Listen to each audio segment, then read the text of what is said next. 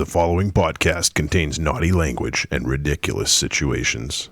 Listener discretion is advised. I had an intro all set up, but I have to let you all get involved in the lunacy that is happening next to me right now. So welcome to Trick or Treat Radio.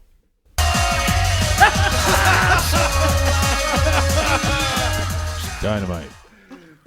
You threw me off. Take two. Take two. Oh, you just leave it. I will. I'll leave it. Fuck it. I don't care. Fuck it. Fuck it. Welcome to Trick or Treat Radio.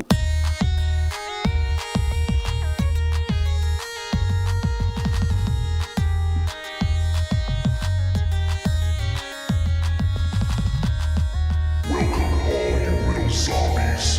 You're listening to Trick or Treat Radio, starring the Deadites.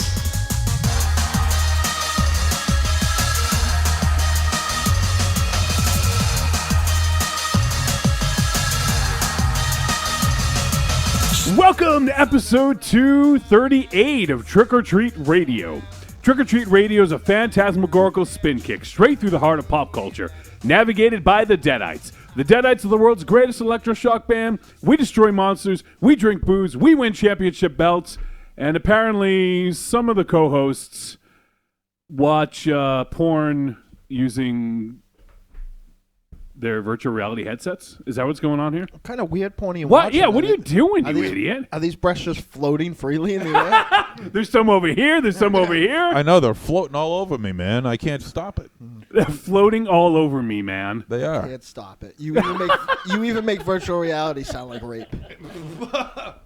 What the hell are you doing? Those What? udders? Are you milking a cow? Where's the mic? Oh, here's the microphone. Okay. A ship with That's not a mic. That's not him. Well, it is. Raven Shadow. The real one and the fake one. Monster Zero, who's getting married? It ain't me. No, because I see you wore your nice sweatpants today. Yes, I did. So here we are, episode 238 of Trick or Treat Radio. MZ is sporting his new virtual reality headset. What are you watching? Right now, it's total darkness. That's great. That's exactly what you use that thing for. Yeah. Well, That's you know, worth at least two nice sweaters. That's the ultimate horror movie right I there. already watched virtual reality porn, and I've already ruined 3 pairs of pants, so I just gotta, That's why he wears 2 pairs of sweatpants, ladies and that's gentlemen. Get the fucking cave dweller out. You know what that means? If he ruined 3 pairs of pants, it means he's been to the store at least once because he only had 2. So, on tonight's show, we got a jam-packed show. We've got an interview later on, but first, let's talk about what we're going to review for a film. We're going to talk about... I'm about to eat a floor mushroom. I hope it's from this city. I thought I saw something fall. We are going to review Stakelander 2. This is the follow-up to the... I guess I wouldn't say successful, but the kind of cult hit for Stakelander in 2010. Yeah.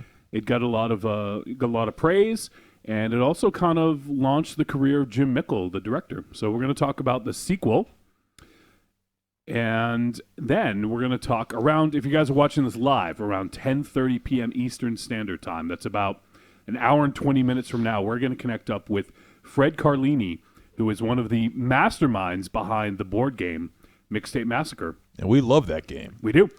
And they have a big announcement. Actually, they made the announcement earlier, but we're going to make you wait until Fred's on so that he can tell you all about the big announcement they made today. And we're just going to shoot the shit. He's a big fan of horror, and he's a real cool dude. So looking forward to that. Like I said, that's going to happen in about an hour and 20 minutes from now, 10:30 p.m. Eastern Standard Time if you're watching live. And then, of course, we got some voicemails as usual, and I'm sure there'll be a couple dick jokes and a couple arguments. I feel like I am sitting next to a robot that's pretending that it knows what to do if a person is blind. Yeah, I was going to say, is that the Stevie Wonder virtual reality headset? Yeah, it's really, this is Yeah, I want to... pretty offensive. Yeah, it is. Jamming on the one. You know, if he was blind, it would explain his wardrobe, though. Well, he is. I mean, he is watching Blackness, apparently. Oh, That's Spike Lee Yeah. joint. Is that show still on? As a matter of fact, I was watching Blackness before I came in today. Well spent. Thank you. You get that for Valentine's Day, right? 2 nice sweaters. What'd you get for Valentine's Oh, Day? please don't talk about Valentine's Day. Why? What'd you get for Valentine's Day? Well, Did you get a Bourgeois wax? there were a lot of verbs. Nice. There's a lot of verbs. A lot of verbs in the bag. Like jump. Punch, Other verbs. kick. No. Cold. You're cold in July. We're going out to dinner on Friday, and though I thought that I was all proud of myself because I went home early from games. And Okay. I went and I got some flowers, and I got a nice card. Okay. And there was a flower, there was some candy and a nice card waiting for me at home already. So I got all true. Yeah, I thought I was being sneaky because, we're exchanging. We're gonna do some nice gift exchanging on Friday. Who? You and Raven Shadow? Yep. I have a gift. As soon as my tax return comes, it's all ready. They got it ready. I have a gift for me and Raven Shads. It's an actual boat. No, we don't need Wait, another you one. need Wait, two. wait, Not wait, greedy. wait, That's wait. just greedy. You don't have a boat. Wait a minute. Raven Shads? Why isn't there a I just picture wanna of you make guys? sure. Why isn't there a picture of you guys on the boat? I don't know. We got to be careful with the boat. We got in trouble with it earlier today. Yeah. Yeah, would you have it right off of all those Russian markings? I was finally going to show Coop what I really thought of Long Island, but Yeah, apparently they misread that Red Sun Superman flag that we had. I didn't get it. That just says Men of Steel. Yeah. Men of STEAL. Listen, That's not right. no. You're pirates, Men of Steel. Right. Exactly. See? Yeah. Well, that virtual reality gag lasted a long time. It was a great gift. Thank you. It is. What did you get your lady friend in exchange? I got a couple of really nice sweaters. Like, what kind of nice sweaters are we talking here? Cashmere.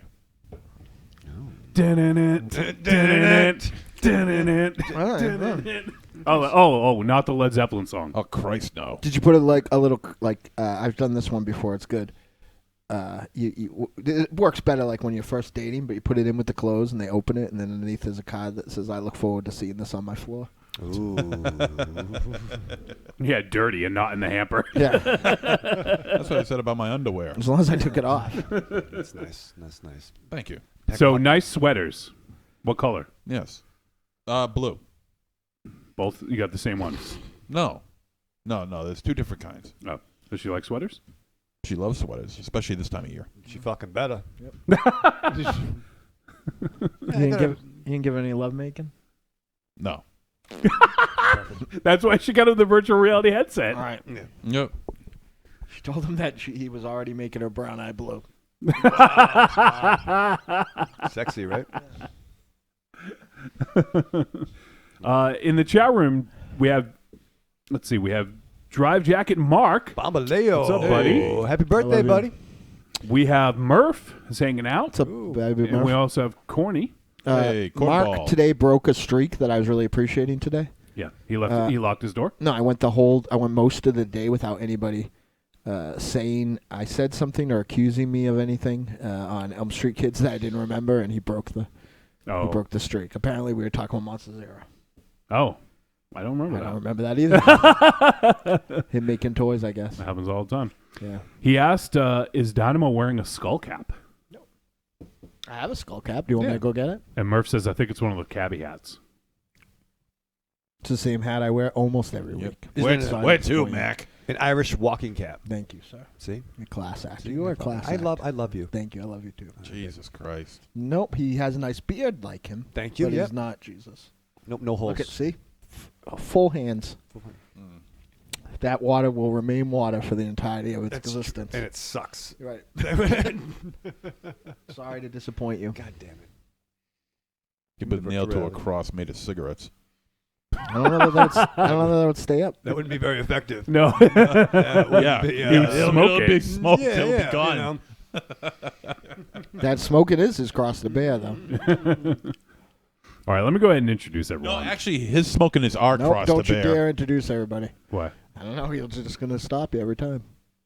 Oh, I shouldn't introduce Raven Shadow? Is that what you're saying? That's not what he said. He's- No, yeah, no, it's- that's not what I said at all. No, it's He needs no introduction. He See, wants this has one been badly. now this has been put off because of your stupid lame ass joke. Go ahead, Wolf. Thank you, MZ.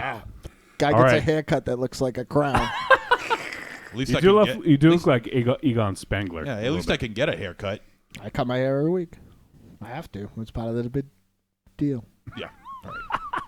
I am Johnny Wolfenstein, the pencil pusher and producer of media for Trick or Treat Radio, the Deadites, and the Grand Guignol Network. We also have the immortal gunslinger, singer and lyricist for the Deadites, and one of the co-hosts of the Elm Street Kids Movie Club, who had the show all to himself this past week, Donna Mars. No one yelled at me. And we've talked about this. Me and Raven Shadow have tried to explain this to you. Yes. You can't make fun of it any way the way anyone looks. You have your first adult haircut in the whole entire time that I've met you. And you're not dressed. Yeah. And your point is? Well, you don't get to make fun of the way other people look or act or dress. Actually, I do. No, you don't. As a matter of fact, I've earned a better right to do this. And let me explain. Let me explain why. I have a coupon. Shut up. Let me explain.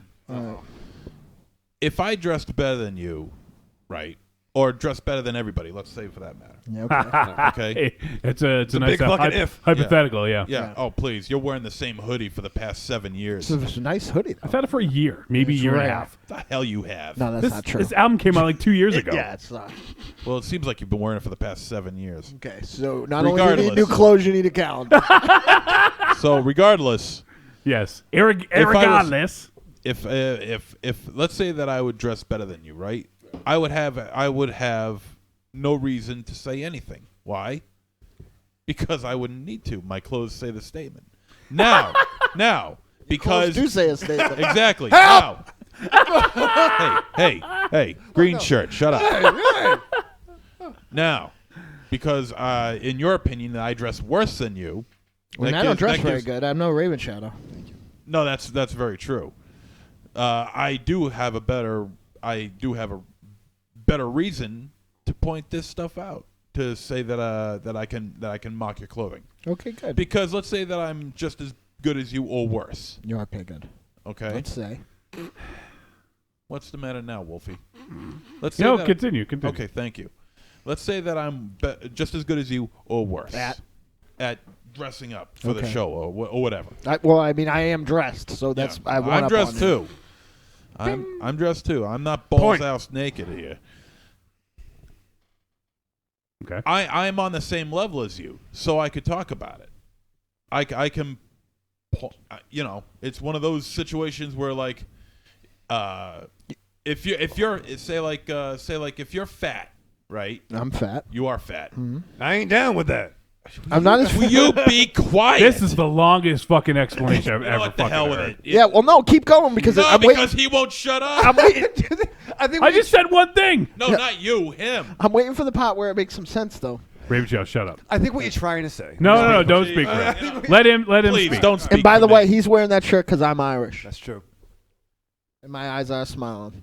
Are you Irish? Yeah, my fucking penis is Dublin. Yeah. What does that even mean? Am I Irish? I don't know if you're Irish or not.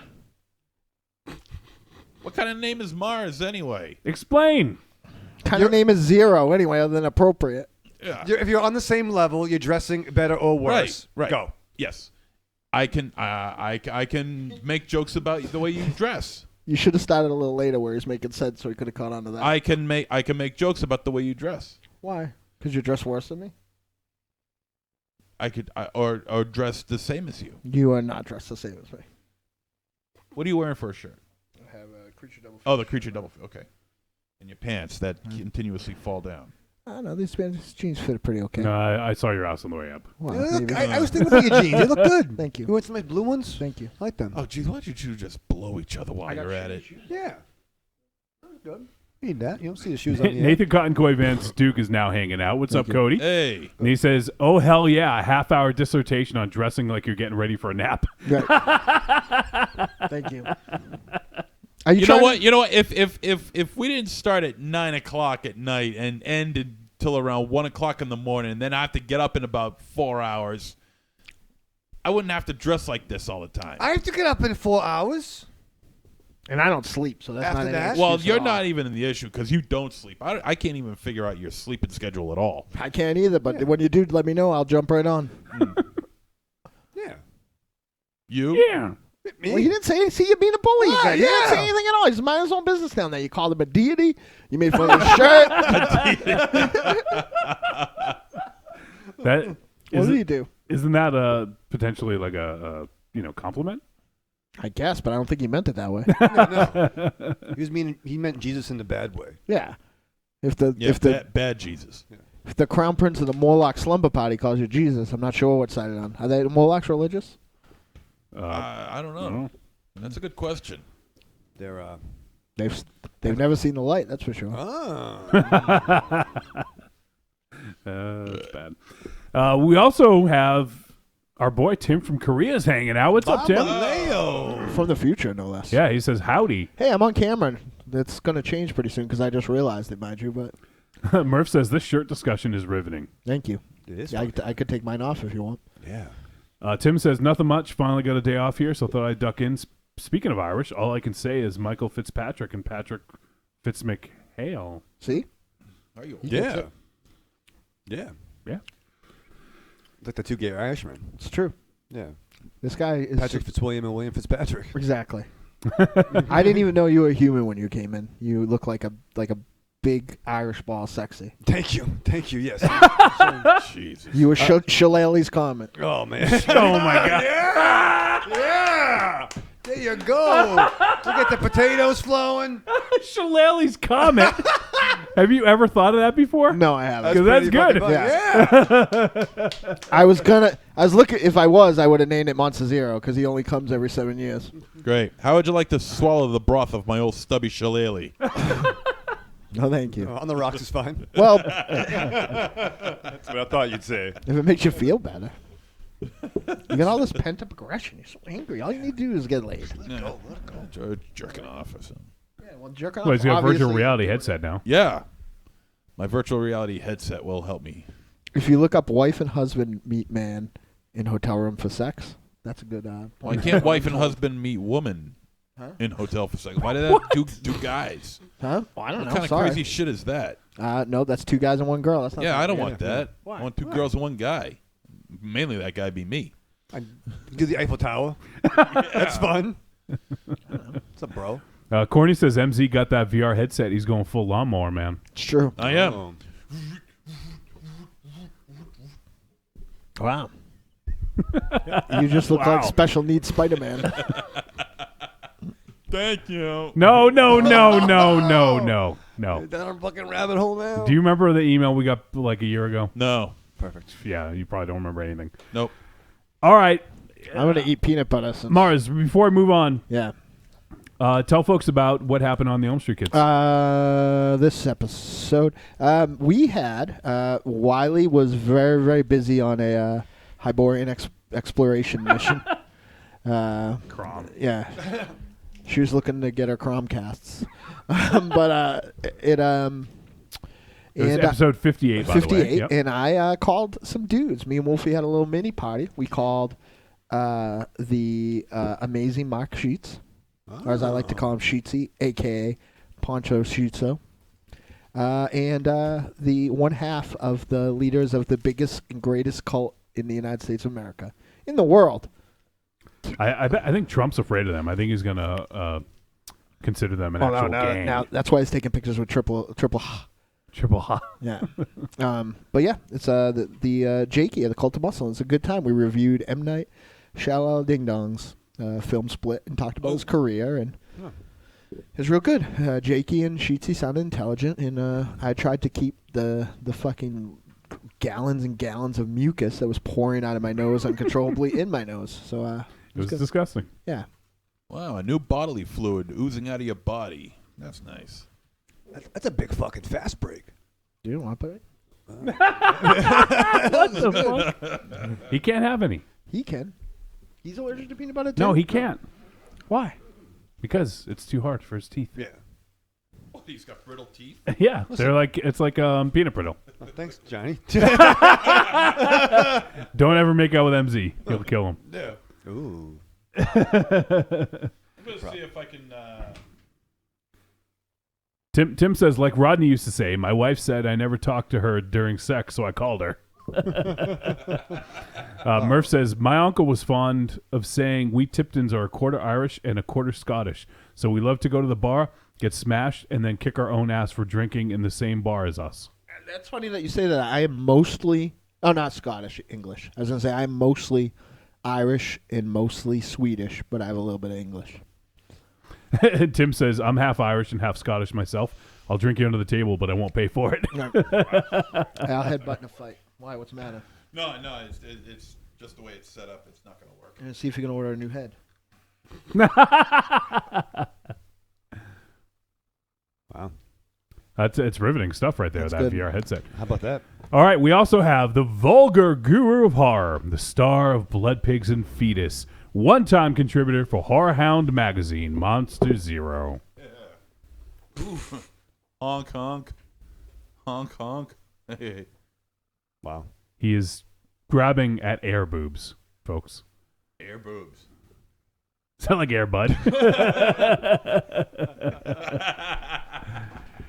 And on tonight's show, I love pissing Raven Shadow off. Come on, man. I didn't say nothing about your producer skills this week.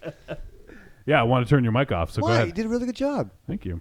Don't give me anxiety. I got enough problems. We also have the chain-smoking, hand-kissing, baby-shaking, lorazepam-loving, comic book reading nerd, and the official smoke machine for Castle Wolfenstein, Michael Ravenshadow. That's right, Johnny, and it's never been more evident that we are a nation divided. And I'm fucking tired of it, all right? The divisiveness and the fact that people are arguing friends against friends. Shut up! Brothers, hey! Listen! No, listen. I don't understand. Okay. Listen, out there. Can I just get on my soapbox for a minute? Listen. The anti-sentiment of the Valentine's Day thing has reached a crescendo. Listen, if you're with somebody and you're happy, clap your hands. If you're with someone and it sucks, you might be alone and it's great. You might be alone and it sucks. Who fucking cares? That's what I say. The people were very concerned. They were fighting. Do whatever the fuck you want. Listen. You don't got to be a president to don't take care President's Day off. Why does it matter what anyone thinks? It's just the emotionality. Fucking do whatever you want. That's what I'm saying. Jesus. So listen, I think what you're trying to say, Johnny, and I agree with you. No, I was pretty clear with what I was trying to say. I just think what you're trying to say right. is that we here at Trick or Treat Radio. Trick or Treat Radio. Listen, we'll be yours if you be ours. Right. You know what I'm saying? I'll tell you why I was pissed off. I wasn't so pissed off about Valentine's Day. I was pissed off because most of my feed are idiots. And I'll tell you why. Because I'd say, I like Valentine's Day. 20 people would swoop in and say, Valentine's Day sucks. And we can say it. But these are the same people that, when I say I don't like The Walking Dead, crawl under their desks at work and start crying. How can he make fun of Rick and the guys? Daryl's cute. They're fighting for survival. Coral! Yeah. Coral! Maz doesn't like Maz doesn't like Game of Thrones. He should just keep his opinions to himself. I'm like, I'm happy, for a few minutes. I'm excited for Valentine's Day. The fucking nerds come in. We're on the internet. We can say whatever we want. Fucking dicks. You don't. Jesus Christ. My life sucks. Do you? You had it, you idiot. Do you realize what you sound like? Oh my God. Listen, again, much like the dress thing, and everyone here will back me up, and everyone in the chat room, you can't talk to anybody else about what they say on the internet. Oh, shut up. You can't. I can. No, you can't. Sure I can. You say whatever you want on the internet. You post things that are so offensive. Thank you. That people in my band send them to me, and they don't say anything. I just know that they're shaking their head. Oh, goddamn, who cares? I care. Well, I don't. You're offensive. I don't care. And you post bad things, too. So? Perfect. Like the poor African children. What? What, that? Yeah.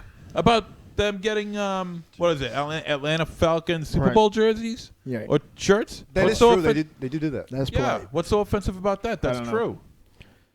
Okay, I guess I'm wrong. I guess I have a wrong offensive barometer. We also have, Cody says, one-time contributor for Horror Hound magazine, editor-in-chief of Slovenly Dress Quarterly. And proud of it. Shit! We have a celebrity hanging out. Celebrity? Reverend Scott. Nice. Says, good evening, kids. Where's Joe Biden now, Reverend Scott? Where is he when he's the hero we need? Yeah.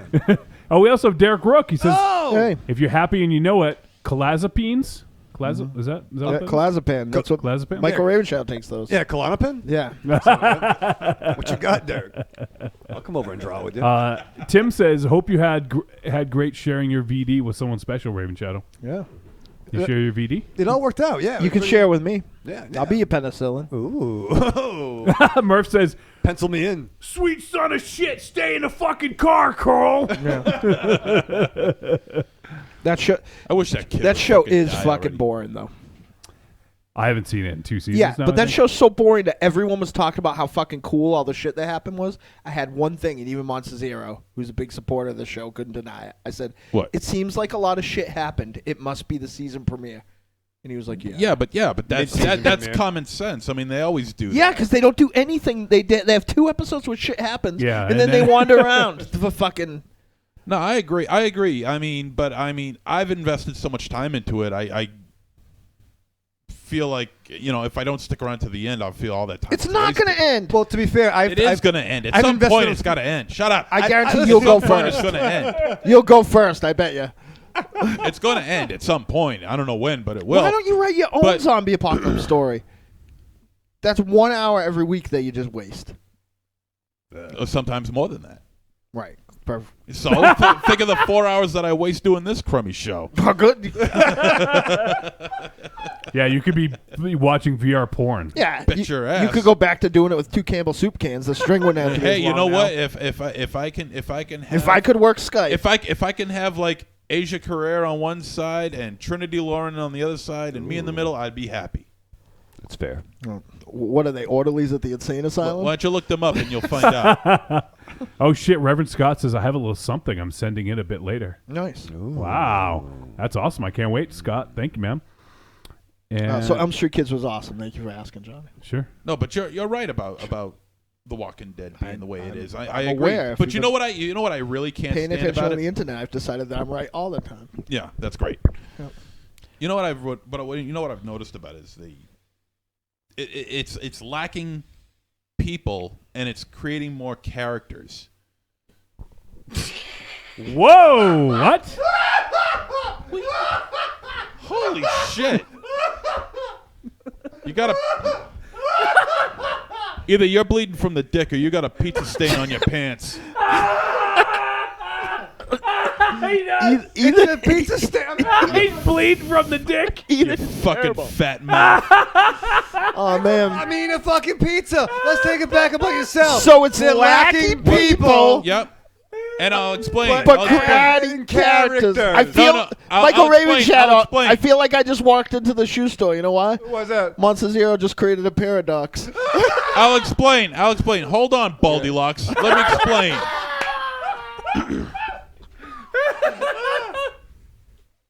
Before it used to be people Right. with names. Now they're robots. Shut up! he switched to Shut your goddamn mouth! Shut up! he switched to Westworld and nobody told. Now it's cowboy He- robots. No, you got people with names. Rick, Laurie, Dick. Carl. Yeah, all these names. Coral. Now you got the governor, King Ezekiel, Jesus. It's like, what the fuck is Have you going read on? the comic? No. Okay. I have no interest in the They're comic. all in the Fuck fucking the comic. They're all in Yeah, the well, the fucking comic is 9 million times better than that shitty show you've devoted so much time to. Well, Read the fucking apparently I'm not comic. the only one. Read the comic. You were the second person Oh, for this week Christ's sake. that vindicated the quality of something by the amount of people that watch it. So by your standard of art, The Voice is the height of artistic integrity in the world right now because everybody watches that shit. A lot of people do watch that shit. So it's obviously great. What, Fuji Vice? Is that what you said? Now that's a show. Now that's a show. Metallica sold a lot of records. Right. That was the other thing that broke the internet this week. I'm not gonna say just because a lot of people watch a show that it's a good show. But a lot of people think the way that I do, and I feel doubt like that. at the time when the show was good, people watched it. But then people So why watch something that's Wait not a good? minute, Jesus, you fucking pony nut prick! Shut the fuck up. He won't shut up. But like me, I've invested do so not. much time into it that I can't just simply let it go. I want to see how this ends, see if it has a decent conclusion. But it's not gonna. It's like sitting there with an open wound, and someone's Yeah. like, "I can fix that for you," and you're like, "No, I'm just gonna let it rot and No. see how fucking long I my can you God. wanna Your see- until I analogy die." fucking blows, dude. No, you that's want- no, essentially what you said. No, that isn't what I just Yeah. said. Do you want to see it end? Do you want to see how it ends? Then go down to the Morlock Kingdom and get every one of them to stop watching it.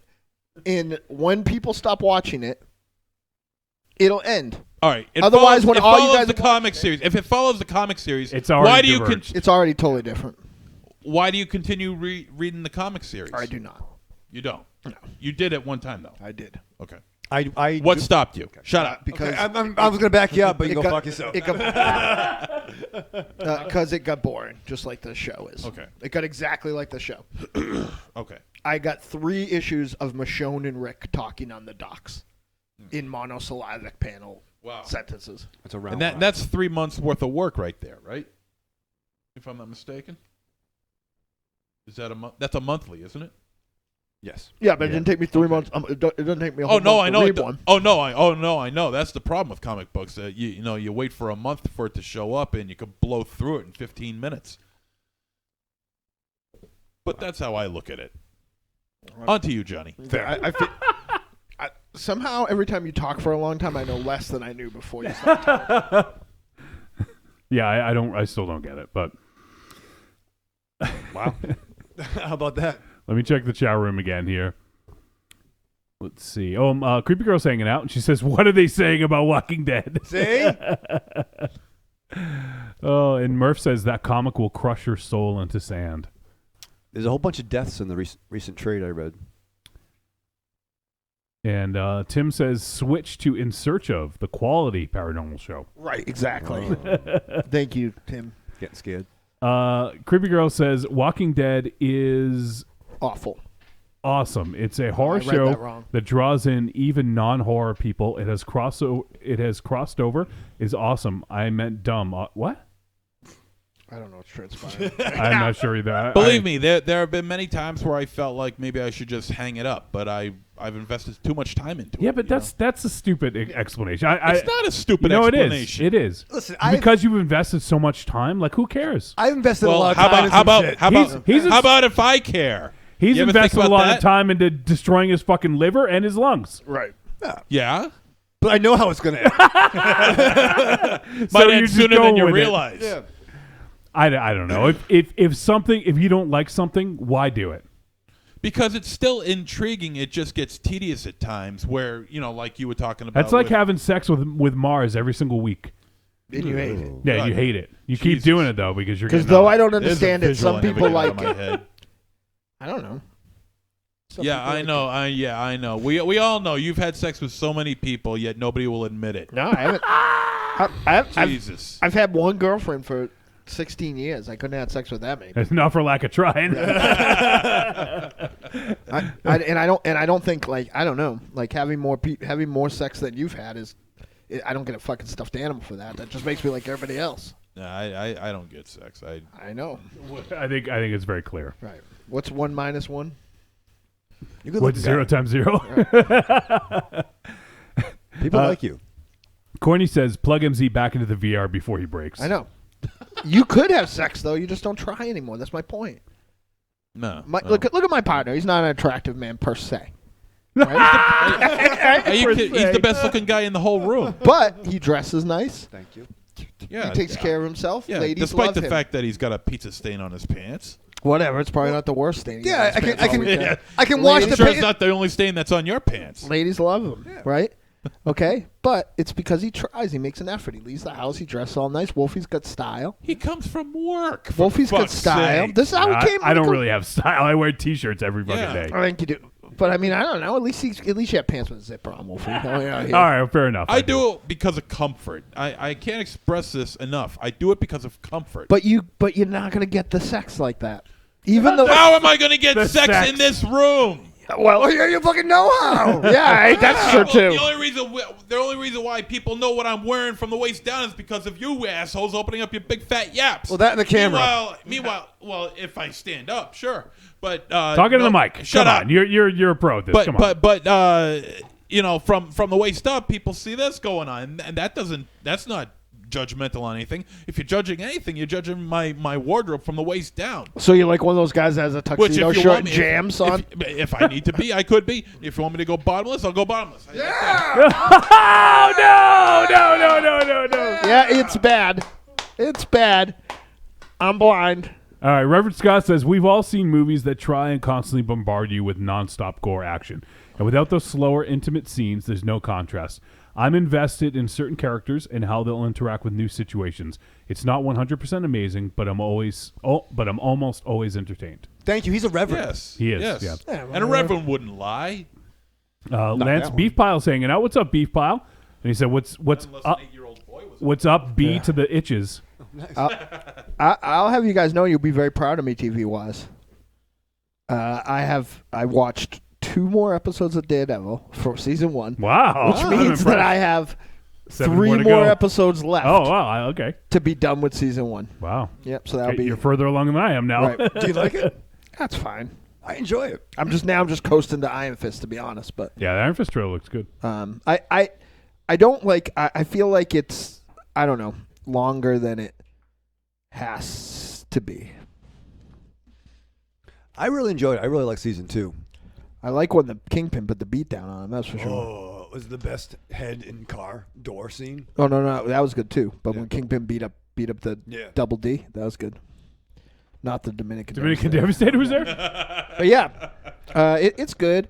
I just don't like, what kind of slowed me down, and maybe I just won't watch them, is that Luke Cage and Jessica Jones didn't look especially appealing to me. And being the type of, completist I am, I'm like, oh, well, I'll have to watch all those before I watch Iron Fist. I watched the first couple of Jessica Jones for Luke and didn't finish it. The first 2 Luke Cage you got to get through, and 3 to 4 it starts picking up. Did he go for broke in Jessica Jones episode 1? Eventually he does say the Sweet Christmas line for the first time after some love making. Good.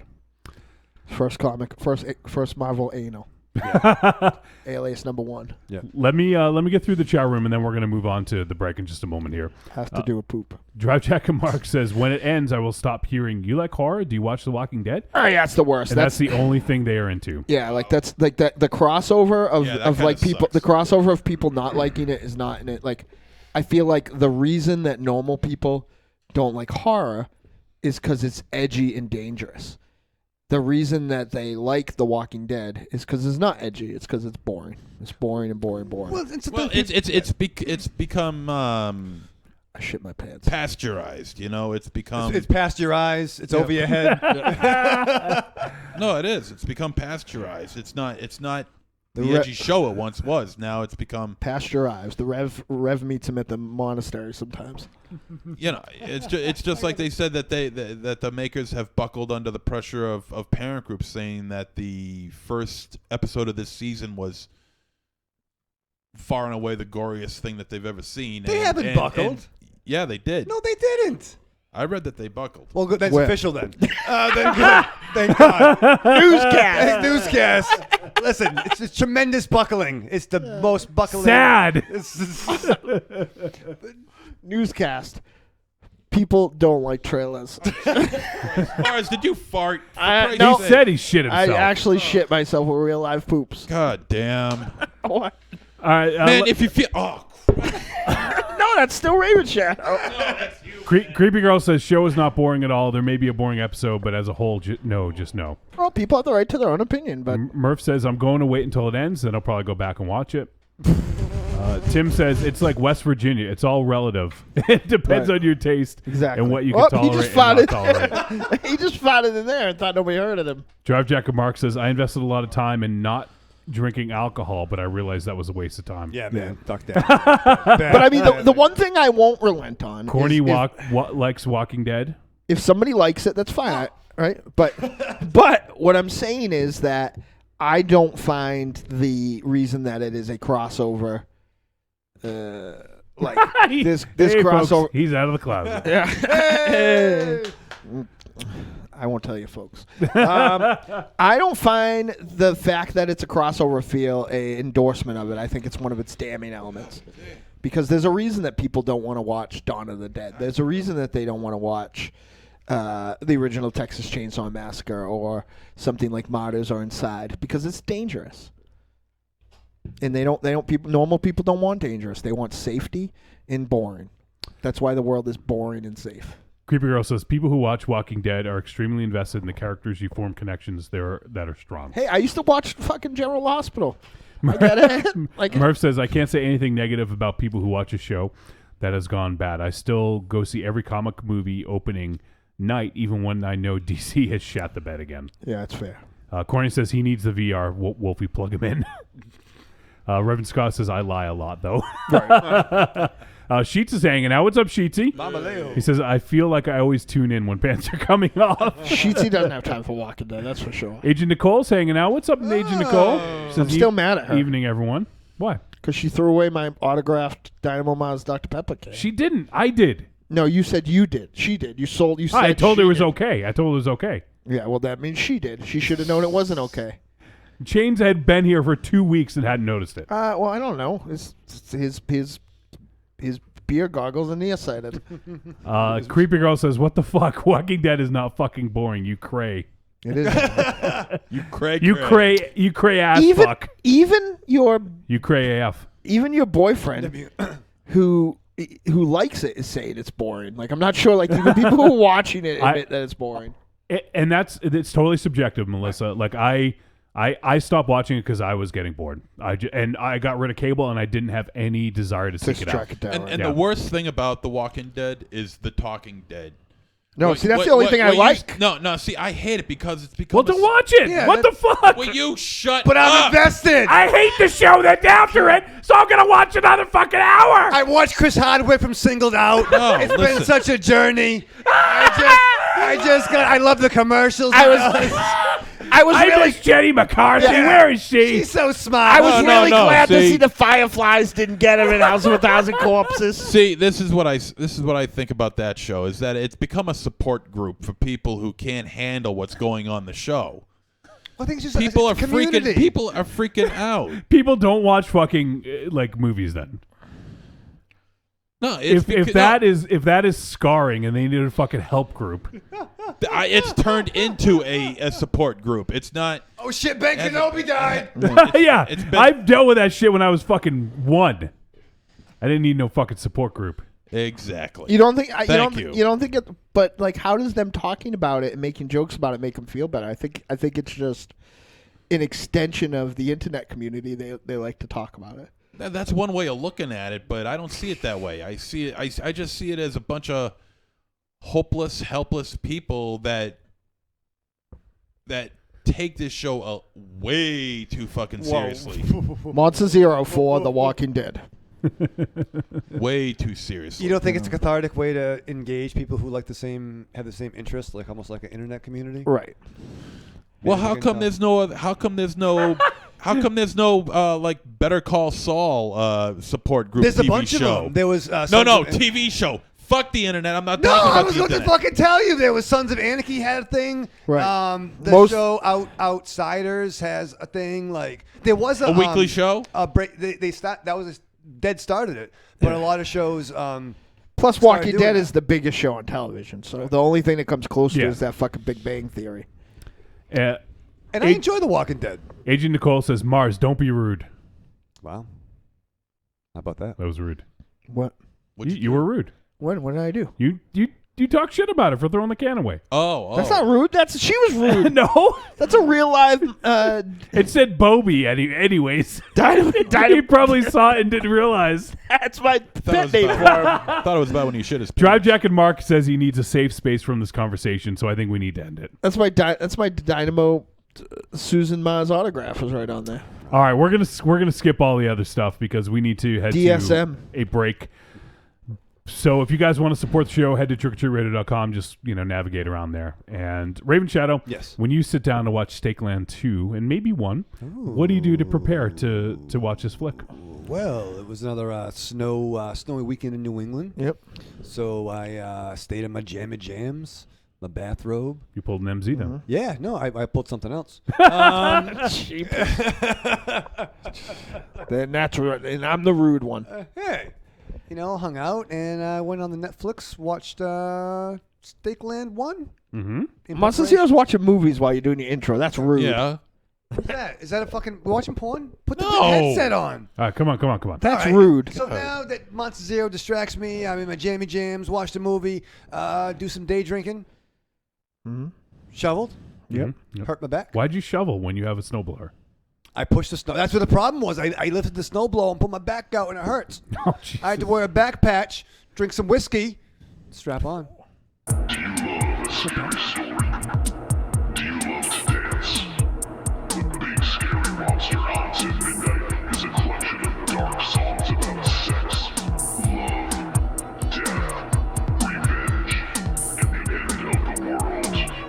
Brought to you by the world's greatest monster hunting electroshock band, the Deadites.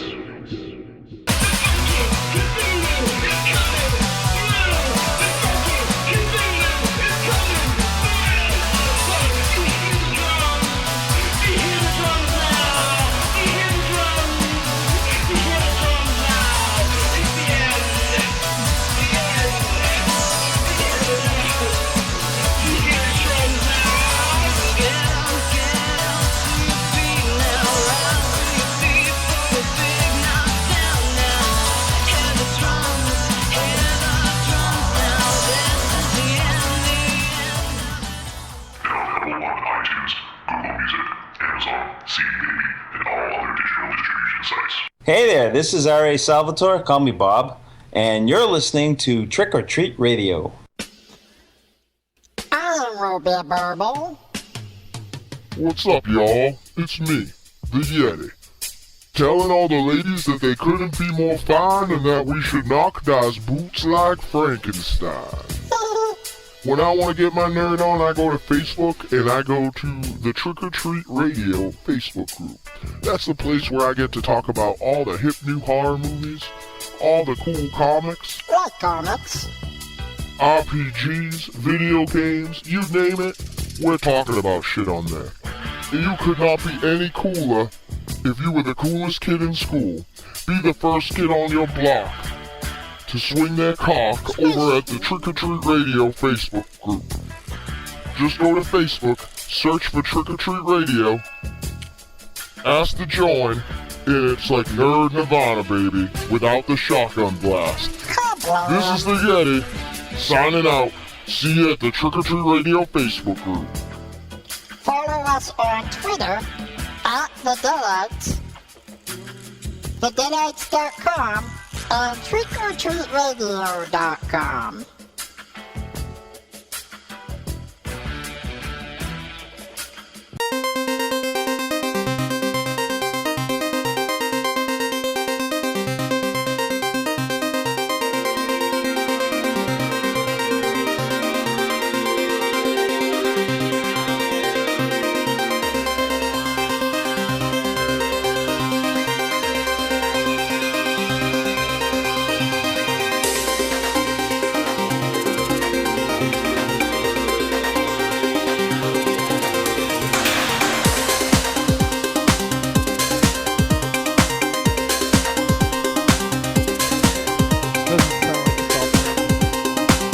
And we're back on Trick or Treat Radio. Yeah. What's up, Mars?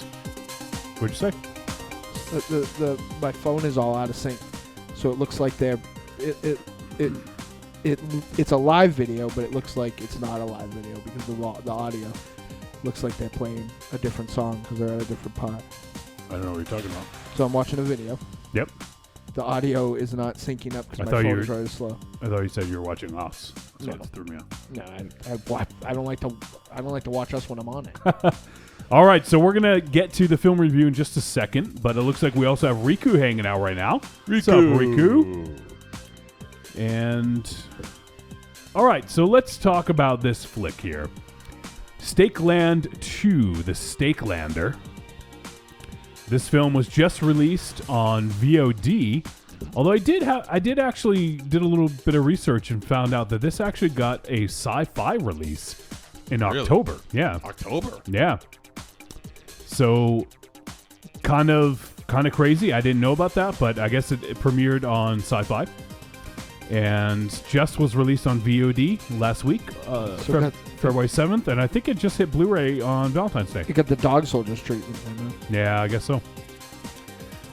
And so this film was directed by Dan Burke and Robert Olson, and they were the team behind The Body, which came out 2 years ago, I think? Yeah. I think it's just Body. Oh, Body, yeah. Where Yeah, you're right. It's just Body from 2015. where our 2016 actor we've watched the most films plays the titular Body. So. All right. And it was written by Nick D'Amici, who also wrote the first one, which is good to get that continuity in there. And it stars Connor Paolo, Nick D'Amici, Laura Abramson, A.C. Peterson, Stephen Williams, Bonnie Dennison, and Christina Hughes. Yeah. The synopsis: when his home of New Eden is destroyed by a revitalized brotherhood and its new vamp leader, Martin finds himself alone in the Badlands of America with only the distant memory of his mentor and legendary vampire hunter Mister to guide him. All right, so let's go around the room. First of all, Mars, did you see the original? Yeah, I fucking love it. Cool. And you I know you guys repped it hard because I hadn't seen it, and you guys, I think when you found out that I hadn't seen it, you're like, you got to see it. Yeah. You and Tiny were repping hard for it. Yeah, it's the I think that next to maybe the original Dawn of the Dead, I think it might be the best monster apocalypse movie ever. Because the other great zombie movies are like usually at the outbreak, right? Yeah. You know, but like there's a prologue, but for the most part, you're well into shit. Yeah. When Stakelander is happening, and it's pretty great. It's the first one is beyond reproach, in my opinion. So that is, if anyone wants to check out the first one, it is available on Netflix currently. Oh, okay. So there's that. So, MZ, had you seen the first one? No, I haven't. But now that I know that it's on Netflix, I'll we check said it out. last We week. talked about it last week. Oh, calm down, the both of you. No. Well, you're acting like you didn't Yeah, I know, get like you the didn't know. information that you needed to get the job done, and we told you. To get the job done. I watched Stakelander, and that was the job, okay? Asshole. Yeah, but don't you think you would have had a better point of view if you'd watched the original where we told you where to get it? Don't you think you would have a better point of view Wait. if you actually took a shit in the toilet rather than in your pants? Hold on. This is going to be the ultimate. All right, you ready? Raven Shadow. Yep. Have you seen Stakeland 1? Good question, Johnny. Yeah. You know what? Because I had a Sunday and it snowed out and And it it was was delicious. available free on Netflix. Yeah. I watched the first one. Now, how'd you find out it was on Netflix? Could it be because we told you the other day? It was we were last week on episode 237. And I said, "Oh, is it on Netflix?" And you said, and actually you went on your phone Yeah. During the episode. on the Yes, episode. I did. I did. You're right. I did. Oh, will you calm down, Arsenio? It's not that fucking funny. Yeah, it is. Yeah, it's pretty funny. Jesus Christ. When he watches a movie and you don't. Oh, big fucking deal. Did you watch the sequel? Was it the movie that we were supposed to watch? No! So shut the hell up. Well, you had to. It's part 2. You Right. figured something must have happened before that. All right. That must Well, have been sure. a precursor. Sure. And I watched. But that isn't the point at stake here. What did you watch? No pun intended. No pun intended. What did you watch instead? Stakelander. No, you watched fucking Walking Dead. No, I watched Stakelander. I should You know I are was Walking Dead and Talking Dead. I watched Stakelander. I should know I was there when I did it. Yeah, but what I'm saying is that if you didn't watch Walking Dead, which you said was boring, you would have had time to watch Stakeland. I will. Really? yeah, so well, so yeah, there yeah. was so that one whole hour or hour and a half in which I could have watched something else. I decided to watch something else instead, and that's your argument.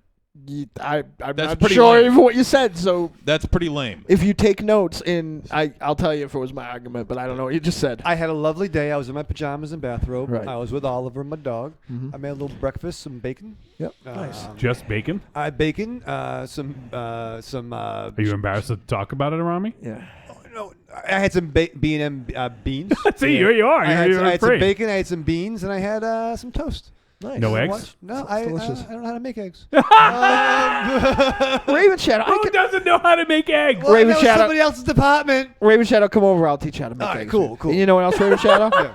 If somebody can get some of these high def cameras here, I put a pizza stain on my pants so we. See, thank you. You know, it's a pizza box. Right. He'll let you know when his eggs are ready. That'll mean he's ovulating. No, I mean time to watch a movie. Right. And we can just watch a movie on the boat. So, just because this is the shit you say to him every single time. Thank you. Right? So we left here Wednesday. You had 2 movies there to watch. No, right? one. No, it's one. Thank you. But he could have watched the other. I could have, but I didn't. But he just watched a bunch of other stuff. So you instead. could just go fuck yourself. You probably watched Butt Crack. No, No. I watched. Are you kidding me? I live butt crack. I'm living. I sit right next to you 4 hours. Yeah, well, I'm the only ass you see, so. Ugh. I knew Walking Dead started at 9, Mm-hmm. so I watched around 10 a.m. Watched Stakelander 1. Plenty of time. Took a little break, did some other stuff, other verbs. Came back, watched a little day drinking, watched Stakelander 2. Day drinker. It was it was nice. You know, did a couple of things, didn't shovel, and then Walking Dead came on. Then strapped on. I strapped on. I did a lot of work for the show. You watched 2 Stakelands. I watched 2 Stakelander. Yeah, it's like you could have called that a sizzler. That was a lot of. I'm full. Right. I enjoy. Can we talk about the first one? No. Yeah, we're little. Well, did you like the first one? I really enjoyed it. Okay. I mean, I'm a huge Cold in July fan, like pretty much everyone. But it's and this isn't. I think there were elements to Walking Dead. I think it's fair to say there's some. Why can't we get away from it? No. For the people, for Melissa out there. Because it was post-apocalyptic. Right. Well, you had the town. Didn't you had this come out different before pockets Walking Dead? Yeah, before the TV show. TV yeah. show? Yeah, but the comic goes back to. Yeah, comic was out. Yeah, so the comic that was derivative of every other zombie movie and comic ever. Well, to tell the fans and the listeners and detractors is some of that.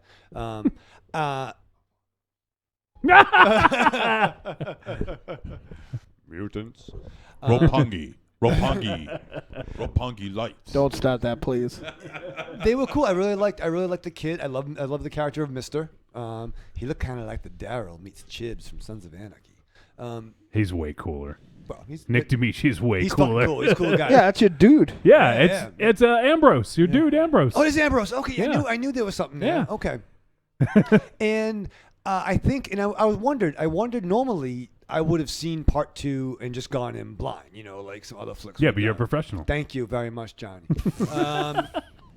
The character of the group of the Brotherhood was more fleshed out in this. I thought. Yeah, I agree. I don't know. I mean, I think I'm up on my Dracula mythology, but it seemed like they added, like I like that little twist at the end.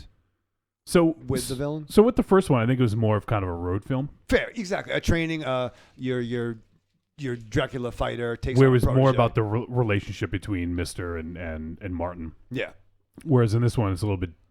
It shifts a little bit. It's a little bit more action oriented. Yeah. And I think they focused on having like a tighter narrative where there's a definitive villain that kind of is works its way through. You know. In this first one, or second one. Second one.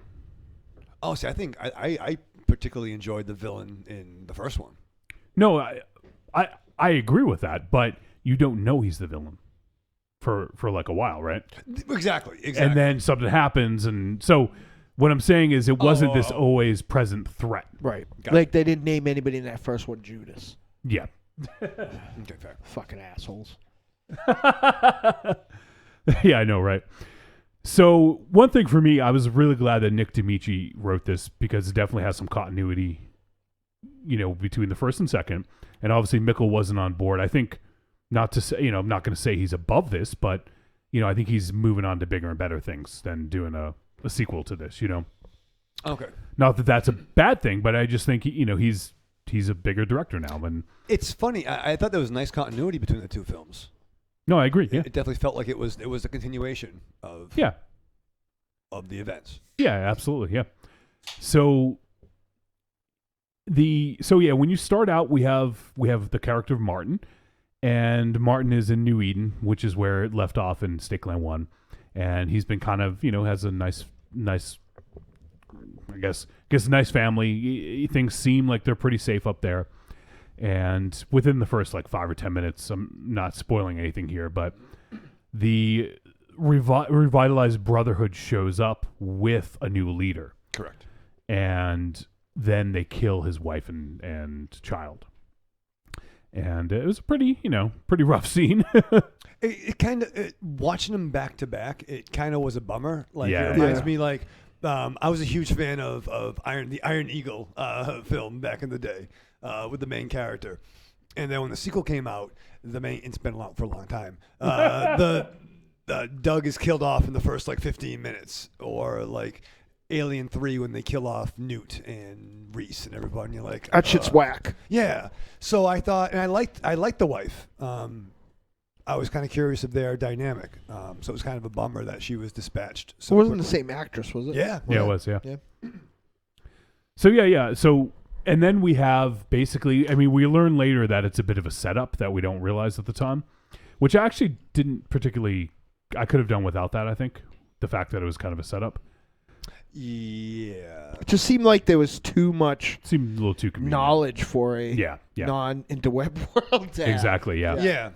So basically what happens is Martin goes back into the States because New Eden is in Canada, and he goes looking for Mister and hoping to find him to kind of rekindle their relationship. And he sees all these posters, wanted alive posters, so he has a feeling that he's alive, and people have kind of heard of his legend and stuff like that. So, he's kind of this badass monster hunter, He is. He's much better than Daryl. I would much rather fight zombies than vampires. Oh, yeah. Well, it's all different fucking... I would much rather fucking... Zombies are easier. Yeah, I would much rather fight, like, Walking Dead zombies than fucking paraplegic hobos. They're useless. So as he goes... And then there's this really cool scene where he basically gets captured and he's in a pit fight. Yeah. Kind of like slightly reminiscent of like Mad Max Beyond the Thunderdome. Yeah, I was thinking the same like the thing. budget version. Yeah. In most post-apocalyptic. Yeah, exactly. I guess we it's a saw big it fight scene in in it, Turbo and Kid. And, Yeah. So it's it's a pretty standard trope, I guess. But I thought that scene was awesome. Like, you see, like, they build up this character, and then all of a sudden it's Mister, and he is face to face with him again, but he doesn't recognize Martin at the time. So I thought that was a nice little callback as to how he recognized him, right? Yeah, because time has passed in from sequel to... It was like 10 years, I think. Yeah, and obviously he was a boy, he was a teenager, and now he's got, long hair and a beard, and he's, probably late 20s or whatnot, mid-20s at least. Yeah. So, and then they meet up, and now they're back. Martin and Mister are back together and trying to find this, this head vampire, I guess. Ooh, along with the sexy feral girl. Oh, yeah. Lady? Yeah. So that's the basic setup. I don't want to get too deep into too much more because, it's pretty standard. There's not really any spoilers, but there's no point in really revealing everything that happens. No. So I think Dimitri is such a fucking badass in this. I think he's fucking awesome. I love his character of Mister, and I think he's total badass. And he does show some cracks a little bit in this. It's kind of interesting to see the dynamic between the two characters and how... He softened. Yeah. He softened where Martin hardened, Yeah. Rightfully so with what happened, So what did you dudes think of this film? I liked it. I enjoyed it. Mm-hmm. It wasn't... this was an instance where sometime... as I mentioned before... As directors, one thing that I feel like these people are very good at through watching The Body too is visually and choosing actors are very important and certainly there's probably not usually casting directors at this, maybe at Stakelander, but like not necessarily at The Body, and I feel like in their characters they seem to get the most out of. Like this is the Raid. It's not the Raid 2 plot wise. This is not like a twisty turny, type thing. This is pretty linear. That there's one kind of plot twist in it. 2 if you count the fact that Judah betrayed everybody. But it was really it was fun. You know, it's what it's meant to be. I think that how can I word this diplomatically without throwing other films under the bus? I feel like there is a movement in horror right now to be more than horror. Kind of like the movement in your pants. Yeah. So we've seen, just to call it like a film like Spring, right? Right. Yeah, Like and a I film- love Spring, so that's a good example. Yeah. So, but not all of them are as good as Spring. Right. And I feel like we're kind of there's not a good balance between these kind of balls to the wall, cool horror action flicks, you know? Mm-hmm. Like something that you would have loved to have found, you know, as a kid, like an Evil Dead 2 or Waxwork or something like that. That was, you know, funny and scary and fun. You know, and had cool characters, something inquotable, and, you know, all the things that a good VHS rental was. Yep. And I think that, you know, this was, I mean, again, this is not, I think to say that this isn't as good as Stakelander, it's just like, that's just not fucking fair. You know what I mean? That's like saying that the Dawn of the Dead remake isn't as good as Dawn of the Dead, or, you know what I mean? Like, that is the pinnacle, like, Demichi is possibly, Mikkel rather is possibly Carpenter of his time, in my opinion. Like, his output doesn't seem to be as fast, but like, as of right now, he is like, he hasn't made a bad film. He directed both flicks? No, he didn't direct this one. Okay. I thought. And he didn't write this. He was a either. he was a He was producer. a producer. Yeah. That's about it. He didn't have anything to do with this except have his name on it, probably, essentially. But you know, like, so to say that these directors who have only made one other movie didn't make a film is great. Is Stakelander, which for my money is, you know, up there with Dog Soldiers as some of the underrated horror movies of all time. I don't think that's an insult. No, for sure. You know what I mean? Yeah. Like, you know, there is that, but it is worth mentioning. You know, that's the internet elephant in the room. Is it as good as the last one? And it's not. This is not Godfather 2 or Exorcist 3. This isn't something that, you know, hangs with the last one. But you know what? This, in my opinion, is Army of Darkness 2, Evil Dead 2. You know, this is a little watered down. I think this isn't as mean. I think, no pun intended, this doesn't have as much teeth. And I do feel the elements where they kind of tried to replicate that nihilism were a little more forced. But the action was good. The makeup was good. The zombies was good. Mr. and Martin is still fucking awesome. Lady was a great addition to the team. Yep. You know. Much like John Constantine, don't become friends with Martin and Mr. Why is that? Just throwing it out there. Well, yeah, I mean, Lady lasted longer than most. Yeah. But in both films, they really developed a great network of a squad. Yeah. You know, which I love. I love, you know, heroes on a road, ripping it up, not giving a fuck, and taking on new members. We were talking about that today. See? You know, I like that. The acquiring, the first one, and along with the team they met in part 2. I love those guys. Right. And I got to say, there was a couple moments where I'm like, huh, these guys might be a little more than a normal, more than bros. Which is cool. But there were a couple of things where I'm like, and then, What's wrong with that? It's nothing. Once again, it's what I said. There's nothing wrong with that, and it was fun. But it was cool, like two, you know, awesome bro dudes being What does it even matter? No, but it's nice. It's nice that we're all in a Dracula apocalypse. People can find diversity. People can find, you know, love. And that's nice. And they can die together and blow up Draculas together. Yeah. And stand with a friend. And they don't want to run anymore.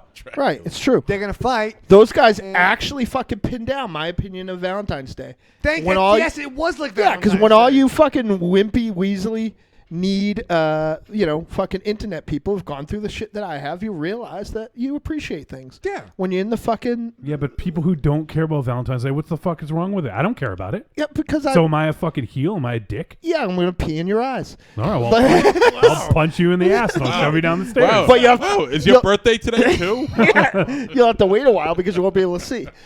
But... Who the fuck cares? I can't.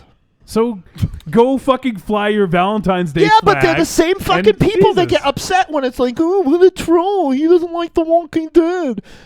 There were people, the point was there were people saying, I like this. It's not like people were going like, I don't like this, and then saying, I like this. There were people saying, I like this, and then people were like fucking feeling the need to like try to tear down their fun day. It's a corporate holiday. Like, just let the people like what they like. What you're saying, the reverse of what the people, me, Donna Matrix, and the Screams this were Were we yelling talking at. about Donna a movie? Matrix said What the she hell does not like Valentine's Day. Right, but she says that, but she stuck up for the fact, she stuck up for the fact that there was somebody who said they liked it, and then people were like swarming on them. Who fucking cares? Well, so what? Yeah, but what you're saying is, if I say I like something and people come and say I don't like it, I should just be like, all right, guys, who cares? Like I Just should be able fucking to, ignore them. Who cares about those people? because it's on my fucking wall. I can do what I want. Unfriend. Go for it. Go for it. Unfriend. Like that's all you Go have to do. for If it. you don't like what I do, unfriend. Go for it. If you don't like what I say, unfriend or unfollow. You know, I didn't go around unfriending my friends who didn't like that I didn't agree with their politics or whatever else. Like people can say what they want on their walls. I don't have to follow them. I don't know what happened there. I don't know why we're talking about Facebook. I'm just saying, in general, it doesn't fucking matter. People have their own opinion. Well, it must, because you're still talking about it. Melissa loves Walking Dead. That's fine. She also loves Monster Zero. Her opinion isn't valid. How did we get You to can't- Walking Dead? You We're can't talking invalidate someone's opinion. Actually, if you read on the and then internet this say- week, I've decided I can. Okay, that's fine for you. There should be an invalid button. Exactly. Like a Raven Shadow. This is why only we count. Thank you. Right. You would be invalid all the fucking time, Raven Shadow. A, I watched part 1. Yeah. Okay. We got a fucking medal. B, You did extra credit this week. I think Hallelujah! Great. You are a Congratulations. fucking genius. Great. Everyone, Thank you. please donate money and cigarettes and booze to Michael Monsters Raven Shadow Michael Raven Shadow. because he is a fucking cinematic king. Right. Yeah. Oh my God, we need to shower gifts upon you. Jesus fucking Christ. Can I make a recommendation? Instead of 3 cartons of cigarettes, like say you're going to send 7 cartons of cigarettes to 10 cartons of cigarettes to Michael Raven Shadow. Thank you. Send 7 and send Monster Zero some pants with a zipper. Thank you. Timestamp. Reverend Scott, get to work Right. on that. Yeah. I think what everyone's trying to say Right. is that Shut up. I think the friendship in a Dracula apocalypse is the most important thing. I agree. And you could, I don't know about Because when you've gone through, thank you. yeah, when you've gone through some shit, you appreciate the little things. right, whether it's a bomb, Right. Bam. Or a vampire apocalypse. vampire apocalypse, Someone's Vampire bomb. yeah, you grew out of all your clothes and you could only wear sweatpants. yeah. Like, Oh, Melissa's proud of you, Raven Shadow. Thank That's you, good. Melissa. Melissa. And I like The Walking Dead, like when they were all together. Melissa, and send him down. some of those cheap cigarettes you guys have down in Florida. Yeah.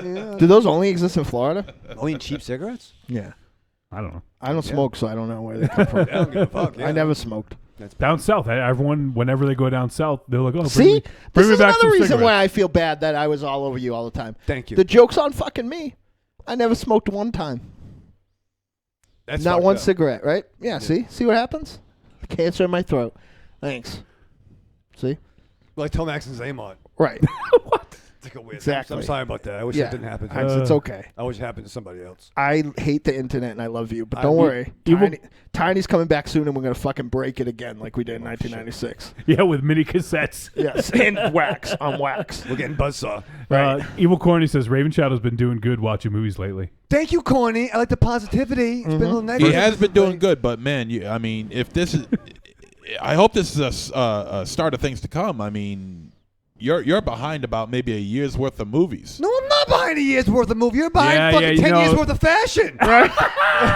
If you do take the whole 4 years of Trick or Treat Radio, No. 4.5, Yeah. you're probably a year behind. No, it was a Yeah. couple. I just, I fell asleep. Or Yeah. All right, so now you're only 51 weeks behind. Yeah, whatever. And I probably wasn't going to like them. Dynamite, Right. thank you. Here, you know what? Here's what I have to say and why Raven Shadow gets extra points. Thank you. He might have missed it back when we were watching a lot of good movies, But in 2016, we watched mostly only shitty movies, and he watched most of them. That's your opinion. So he got dragged through the fucking coal. That's Thank your you. opinion. I have my penance. You know, That's your opinion. You know, that they're Montezero, shitty generally films. when I say something, it's You my got opinion. you got pendants? Yeah. Is that- I got a penance for where I'm watching both movies. I got a exactly. badge. Generally, when I say things, it's my opinion. When I say things in a Michael Ravenshadow's opinion, I would say Michael Ravenshadow says. So it is a very what you're good. trying to say is... Yeah, it's a very good. You know, it's a very good chance if I say something, Montezero. It's my opinion. First time Michael's hanging out. Says, evening, family. Good for you, Raven Shadow. Thank Yeah, you, see? FTM.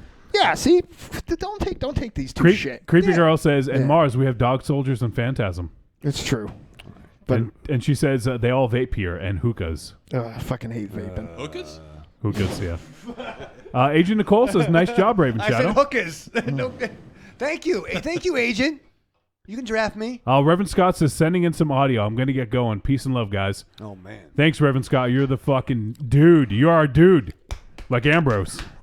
Amber is my dude. Yeah. I wish I did a show with Jakey and Michael Ravenshire. Oh, my God. It'd be the best show ever. That'd be a good show. Be triumphant. Unfortunately, Wiley said I couldn't invite you. Corny says, That was the only rule. Corny says the WDTT still needs to end, though. It will be the ruin of Mars Evil Corny 2020. No, it won't. No, man, we're if expanding. fucking what happened, like Raven Shadow and I would have to do a lot of ruining to make a difference. It's fair. Yeah. It's exciting. We weren't compliant in any acts of industrial espionage, and that dude's still president. Yeah, sure. All right, we're going to wrap this Though up. Montezero would probably bring us down. Yeah. You might have to get off the boat.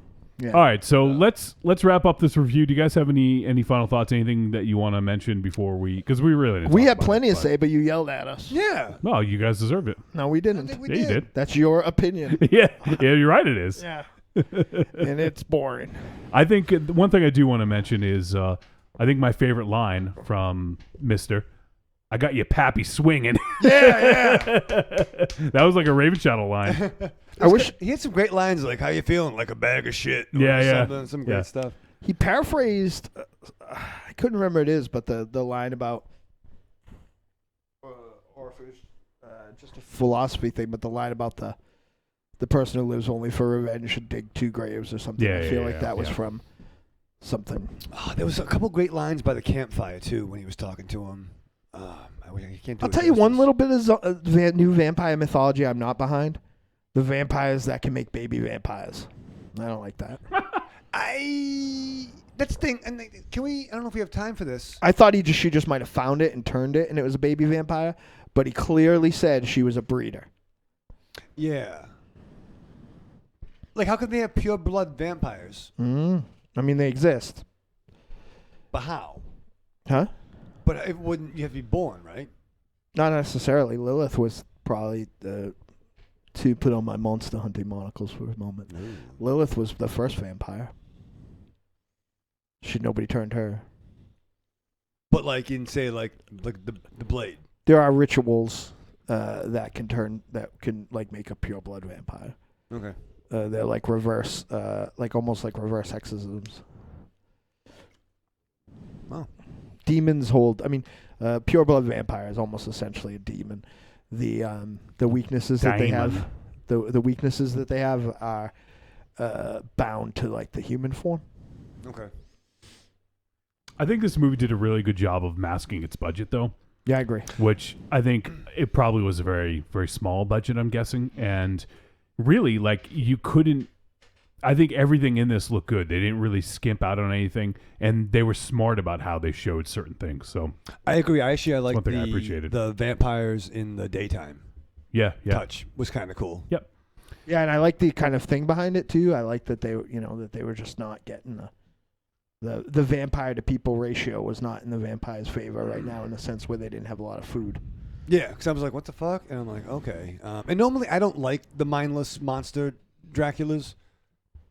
Well, they're different kinds. Which is fair. I mean, I like the fucking, the one that's See, that's one thing that I felt like MZ would be on his rears for not seeing the first one, is that they did a better job explaining all the different kinds of vampires in the first one. Yes.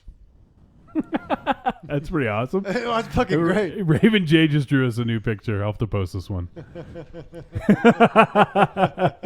There's Dynamo off camera. It's a pretty good new MZ dude. Yeah. I look like Bert from Bert and Ernie. Oh, I said that last week. You look like Leatherface, Bert.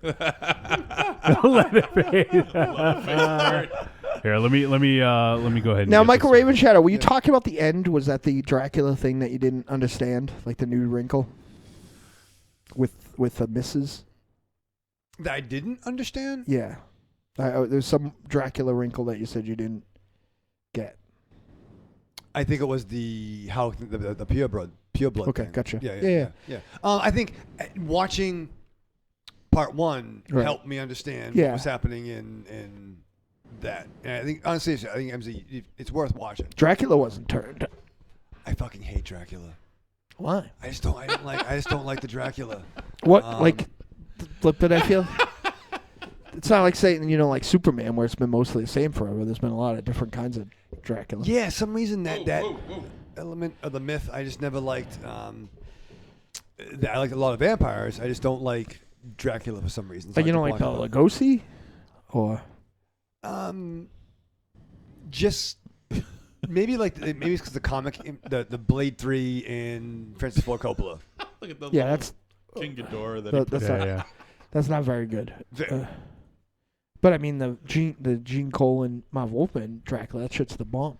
Great art, never read it. I see, that shit's good. You love Dracula then. Okay. But yeah, the one thing that I wanted to talk about quickly is the very end. Mm-hmm. I went back and watched the very end again. Yeah, I did too, actually. Today. Yeah, because I hate to pull an MZ, but it's really dark. Well, and I think that and it's hard to here's tell my what's take going on it. At times, yeah. I won't even say names. Here's my take on it. I don't think she had turned yet. Okay. I think she was turning, and they thought she had turned, and then she went and did what she did. Yeah. And then because you saw her like when she was fading, like she had discovered her teeth and stuff like that.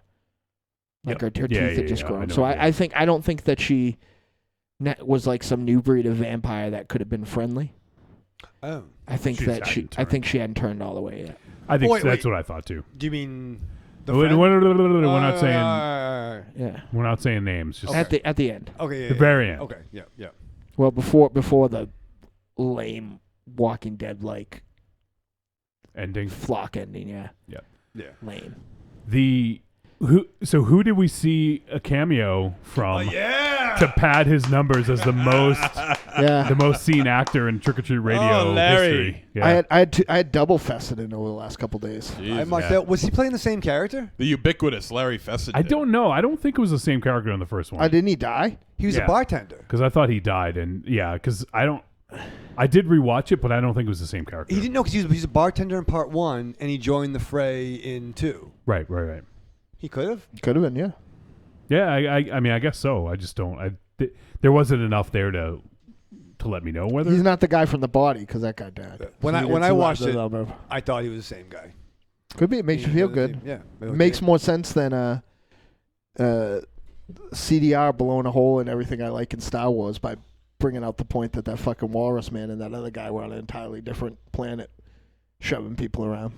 What's wrong with that? They can travel. Well, then they got off the fucking planet right before it blew up, apparently, in time to get to Tatooine in a week or so. What's wrong with that? Light speed. Yeah. I don't say. Yeah. Everybody get blown up. No. They were leaving. They went. Jyn Erso didn't get blown up. Which was he? That was the girl. That was the girl. She. They left. Yeah. So did the other dudes. Yeah, but the blow up started where they were. They got to watch the blow up come towards them. Yeah, but Jyn bumped into him. How do we know they didn't leave as soon as that happened? Right. Go right to Tatooine to bump into other people. It's just a coincidence that they bumped into like the most important people in the universe over the course of a day. That's what set him off. He's like, next motherfucker that bumps me, I'm gonna fucking flip the fuck out. All right, we need to. It's dumb. We need to go to the verdict because we got to connect up with Fred in just a minute. So let's go to that. Fred thinks it's dumb too. Trick or treat, baby. I wonder if people would say you're a trick or a treat. Trick or treat, motherfucker. All right, verdict time. We're going to let you know whether this flick was a trick or a treat. Any final thoughts we may have? Raven Shadow. I enjoyed these films a lot. I like the way it ended. I like the legend of Mister and how he's placement in this Dracula apocalypse. And I like the kid, Mitchell. I don't know. He had a cool... Martin. Mitchell Martin. Start with an M. Double You're M. okay, baby. Thank you, baby. No, I enjoyed it. It was a lot of fun. I love teams assembling amongst chaos. Yeah. Men on a mission. Yeah. If this was a Valentine, I would say you stake me in the heart. Right. And I like it. Right. See, I like that. See Thank that? you. So we did that? Mm-hmm. Thank you. All right, MZ. Well, seeing as how I really didn't review this film at all. Perfect. You have an opportunity to speak. Just to let Did you everyone even know. I'm watch taking it? it now, and I'm taking it now. Yeah. All right. Well, considering I haven't watched the first film, it's going to be a bit of an unfair review for the second film. I will watch the first film and then more than likely change. We'll find out. But as of right now, I'm going to have to say that this is a trick. I just didn't like... this film had very bland characters. The idea of Lady... while could have been a cool concept, but unfortunately does not really portray the role of a feral girl very, very well. I mean, she's the most friendly feral I have ever seen in my life. What's wrong with that? It just doesn't jive. It could be Feral hard. means wild. Yeah. It is far mean from asshole. wild. It doesn't. No. Yeah, it doesn't mean mean. No, Feral, more like asshole. it doesn't have to mean asshole. It means wild, and Doesn't she's mean far mean, from though. wild. We It doesn't have to be mean. It has to be wild. But we adopted three. Little girl was a feral cat. And she was the most lovable animal that we ever had. Ms. Yeah, and how Ms. long, was and, a feral cat. and how long did you have little girl before she was what she is now? Well, she's dead now. Oh, So He didn't mean that. yeah, but I didn't know. He didn't mean it like that. Oh, or God. maybe I just she was friendly yeah. because we fed her and kept her warm, Okay. and Well, she was that's- skittish over time. But I also didn't save her from any fucking Draculas. But I think it was like a pet touche thing. for you on that. All right, let me just continue. I just found the characters to be very, very bland, and I really didn't care too much. Now, of course, like I said, this might all change when I get around to seeing the first film. But on a technical level, the film looks really, really drab. I'm not too excited about it.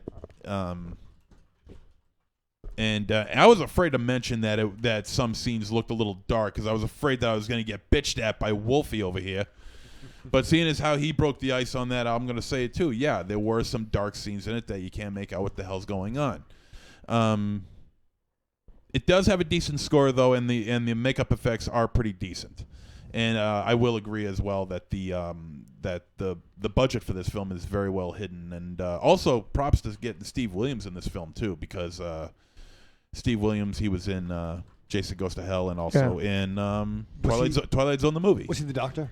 Yeah. Yeah. Oh, yeah. I know I've seen him before. He's great. Yeah. He was. He plays Floyd, I think, in Supernatural. Okay. So as of right now, I'm gonna have to give this a trick. Of course, like I said, it might change when I see the first film. All right, Marsman. Treat. All right. So for me, this was a treat.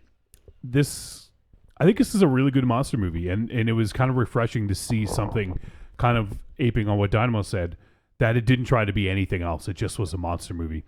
And I think it had some really kind of touching moments as well, which I thought was nice. So while having a slightly different feel from the original, I think it was good and not too far off in quality from the first. Which, after finding out it was a sci-fi film, surprised, or at least released on Sci-Fi first.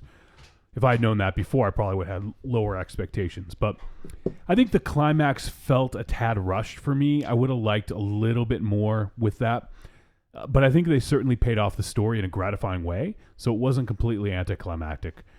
I think the strength of this is the performances, or I shouldn't say the performances, but just the relationship between Mr. and Martin, and seeing how they had sort of advanced their stories from the first one. That's the thing I think I really enjoyed the most.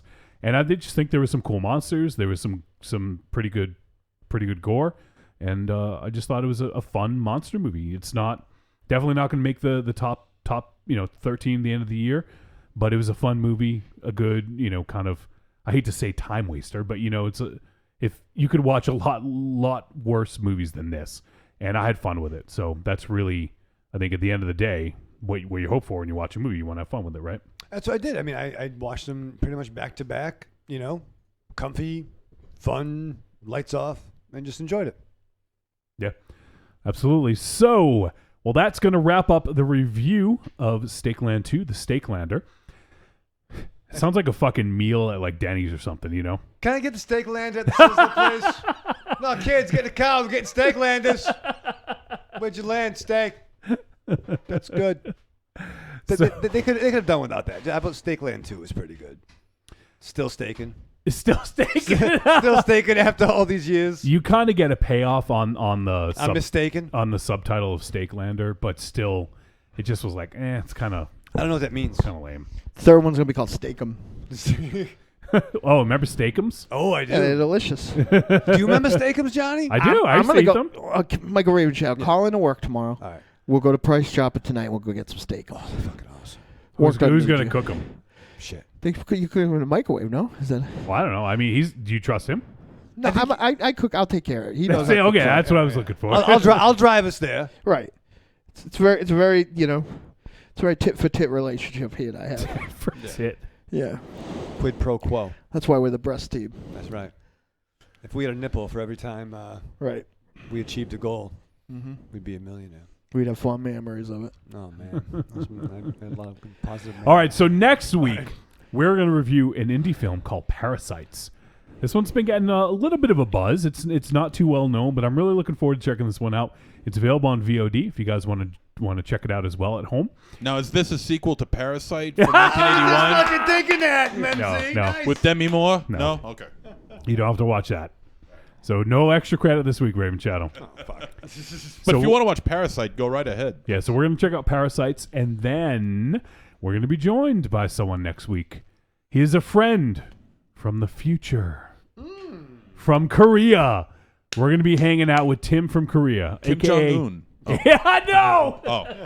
He's dead. Oh. I refuse that. Oh, no, his brother's dead. That's right. I refuse to believe I have any friends from the future.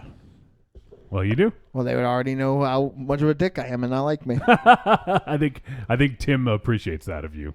Probably. All the good people do. So that's what's up. That's who we're going to be joined by next week. So we're looking forward to. We're going to be international next week. It's going to be an international incident. It's going to be fun. So we're going to have Tim with us. We're going to check out Parasites. You guys should check it out at home and join us. And we're going to take a break. And we'll be right back. We're going to be joined by Fred Carlini from Mixtape Massacre. Mixtape Massacre! One dark and stormy night in the mid-'80s, Joe Bob Briggs, Harlan Ellison, and the ghost of El Santo pulled a train on Elvira while Siskel and Ebert sobbingly masturbated in the corner. From that union arose the greatest movie critic and luchador that ever lived. But we're not going to talk about him. He's kind of a dick. Instead, we're going to talk about me, El Goro, the stuttering movie fan and host of the Talk Without Rhythm podcast. Every week on Talk Without Rhythm, I discuss 2 to 3 movies tangentially tied together by a theme. I cover action. I'm the most complete fighter in the world. Sci-fi. Open the pod bay doors, Hal. I'm sorry, Dave. I'm afraid I can't do that. Horror. Oh, no tears, please. It's a waste of good suffering. And the continuing adventures of James Spader, sexual deviant. You're not worried that I'm going to fuck you, are you? I'm not interested in that, not in the least. Now pull up your skirt. So check me out at tworpodcast.blogspot.com, drunkenzombie.com, or subscribe on iTunes. Talk Without Rhythm, the only podcast that will not attract the worm. Adios! I'm Kevin. And I'm Rick. And we're your hosts of the Radio Violenta podcast. Join us as we drink and stumble our way through Italian occult cinema. Follow us on Facebook. And subscribe to us on iTunes and Stitcher Radio.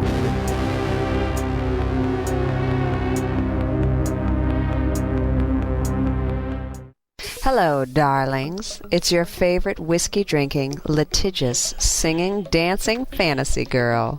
Want to reach out to me and the world's greatest monster-hunting multimedia organization, the Deadites?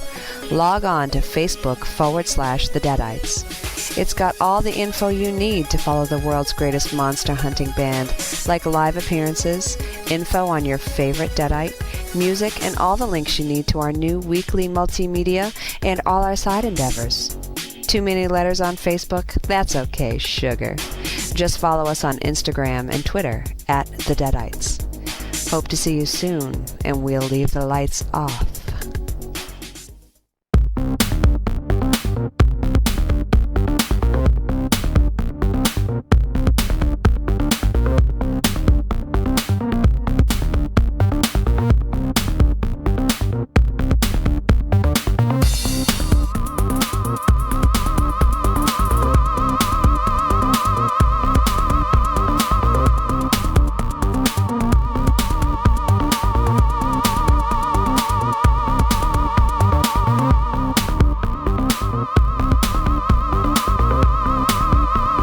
MZ's dropping his fucking virtual reality over here. Jesus, don't tell your lady friend. Well, I prefer to call it alternative reality. Well, Wolfie was trying it, and yeah, I almost fucking bombed. Yeah, he's getting ready to puke. Yeah, if you move quick, it jumps a lot. I was gonna vom, man. What's up, Mars? Oh, I thought you were sneezing him. They're gonna have snot coming out of your nose. All right, so MZ. Yes. Well, I connected up with Fred here. Why don't you talk about Mixtape Massacre? You remember having fun with it, right? We played it. Yeah, we had a ball with this. This was the same. We played this game around Christmas. It was on the same show that we interviewed John Jarrett for his role and on the Wolf Creek series, and we played this game, and it was a lot of fun. In the end, Wolfie ended up winning the game, but it was. Of course, I did. Yeah, well, cheating will help, and it was a blast. I mean, we get to play all these different characters. I mean, the board itself is really, really well orchestrated and put together, and the pieces are really, really cool, and it just gives a really great 80s aesthetic. I mean, not only because of the attachments to the 80s characters that we all fell in love with, but also because, mixed tapes. So it's not CD, it's not, it's not anything Memorex, like that. Man. It's Memorex, exactly. It's tapes, man. I mean, who didn't make a mixtape back in the day? So, the whole connotation was really well put together, and we enjoyed playing it a lot. Yeah, for sure. So I'm calling Fred right now, so we'll connect up with him in just a second, and then we'll start talking about some Mixtape Massacre.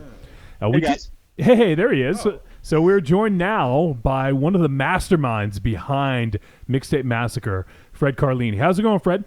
I'm good. How you guys doing? Doing great, man. Thanks so much for joining us here. It's a pleasure to have you on. Absolutely. It's nice for you guys to invite me. Yeah, absolutely. And the fact that you were listening to the show and didn't and actually answered is probably a good sign. Sometimes when people listen in earlier, they tend not to answer. No, that's not actually true, but we appreciate it. So first off, Fred, why don't you go ahead and tell us about the genesis of Mixtape Massacre? How did this idea come to fruition, and where did this come from? So it actually started from a board game night, like a local board game night at some friend's house. Mm-hmm. We were playing a lot of games, and I was kind of looking around the table and noticing that a lot of people were kind of not into the games we were playing. Yeah. I tend to find that with board games, if you have some people there who love board games and some people who don't, if the board game's at all way too complicated, you're just going to lose the audience immediately. So we kind of dove in and were like, I was kind of sitting there and I was like, I think we could come up with something cool. And I've always been a big horror fan. I'm also an 80s kid, so I kind of had this idea spinning around for a while that I wanted to do a Kickstarter of some nature with my business partner, Matt, who's actually the artist of the game. Yep. And we had been kicking around ideas for a while, and then I finally just kind of I went away for a month and just started combing through all my DVDs and stuff of stuff I'd want to make fun of, stuff I'd want to hit on, characters I'd want to mix together, things like that. And we came up with Mixtape Massacre. And we tried it out for 5 to 6 months of like testing with different people after we developed the whole thing. Got it onto Kickstarter, and then we went from there. Awesome, man. It definitely is. I love the name just because it is kind of a big mashup of all these things, all things kind of 80s and even I guess some 90s influence as well, and even some 70s. But for instance, like you have like some of the cards in the game, there's like the John Cusack like Say Anything card, and Breakfast Club, and so there's a lot of 80s influence, not strictly horror, but all sorts of influence there. So that's why I think it's a very appropriate name to have, Mixtape Massacre, where you have all these different influences. And it really, I think those things really draw you in, especially if you grew up in that era. And you see these cards and you're like, oh shit, like you kind of make that connection. And it's kind of a nice little connection when you're playing the game to have this familiarity already, For sure. And I think that was one of the things we were trying to go for the most, was definitely, we wanted to, it was almost like amalgamates. Everything was. Like the main character you see on the cover of the box, he's a combination of Jason. He's a combination of Michael Myers with the fact that his mask's plain. He's even a combination of the bad guy in Cobra with Sylvester Stallone. Yes. Where he's wearing like the driving gloves, and he's got that trench coat on and everything. We just a little bit. Yeah. Just a little one. I mean, that movie taught me how to eat pizza with scissors. So. There you go. I think it taught us all.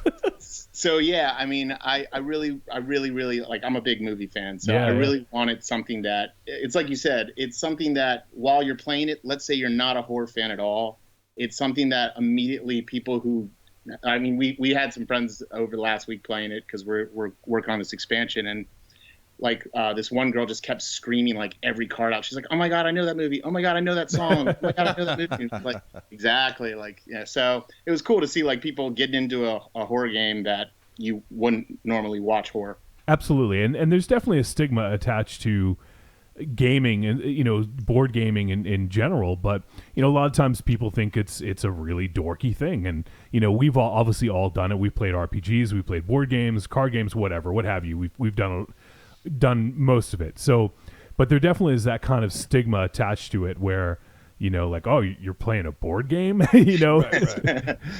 So it is kind of cool to have it kind of being very inviting where you're like, oh, well, it's a horror game, but it's got all these 80s references and all this stuff. And, I think really people can kind of grab onto that. And once they actually sit down to see it, they'll be like, oh, I get it. Like even if they don't get the rules right off the bat, I think they understand the world because it's so familiar. And I think that's one of the strong points of the game. And we unfortunately only had a chance to play it that once, but we had a blast with it. And, just you recognize everything because you're using these tropes, and, it's a tried and true method, and it works. For sure. Thanks, man. Yeah, I'm really glad you guys enjoyed it.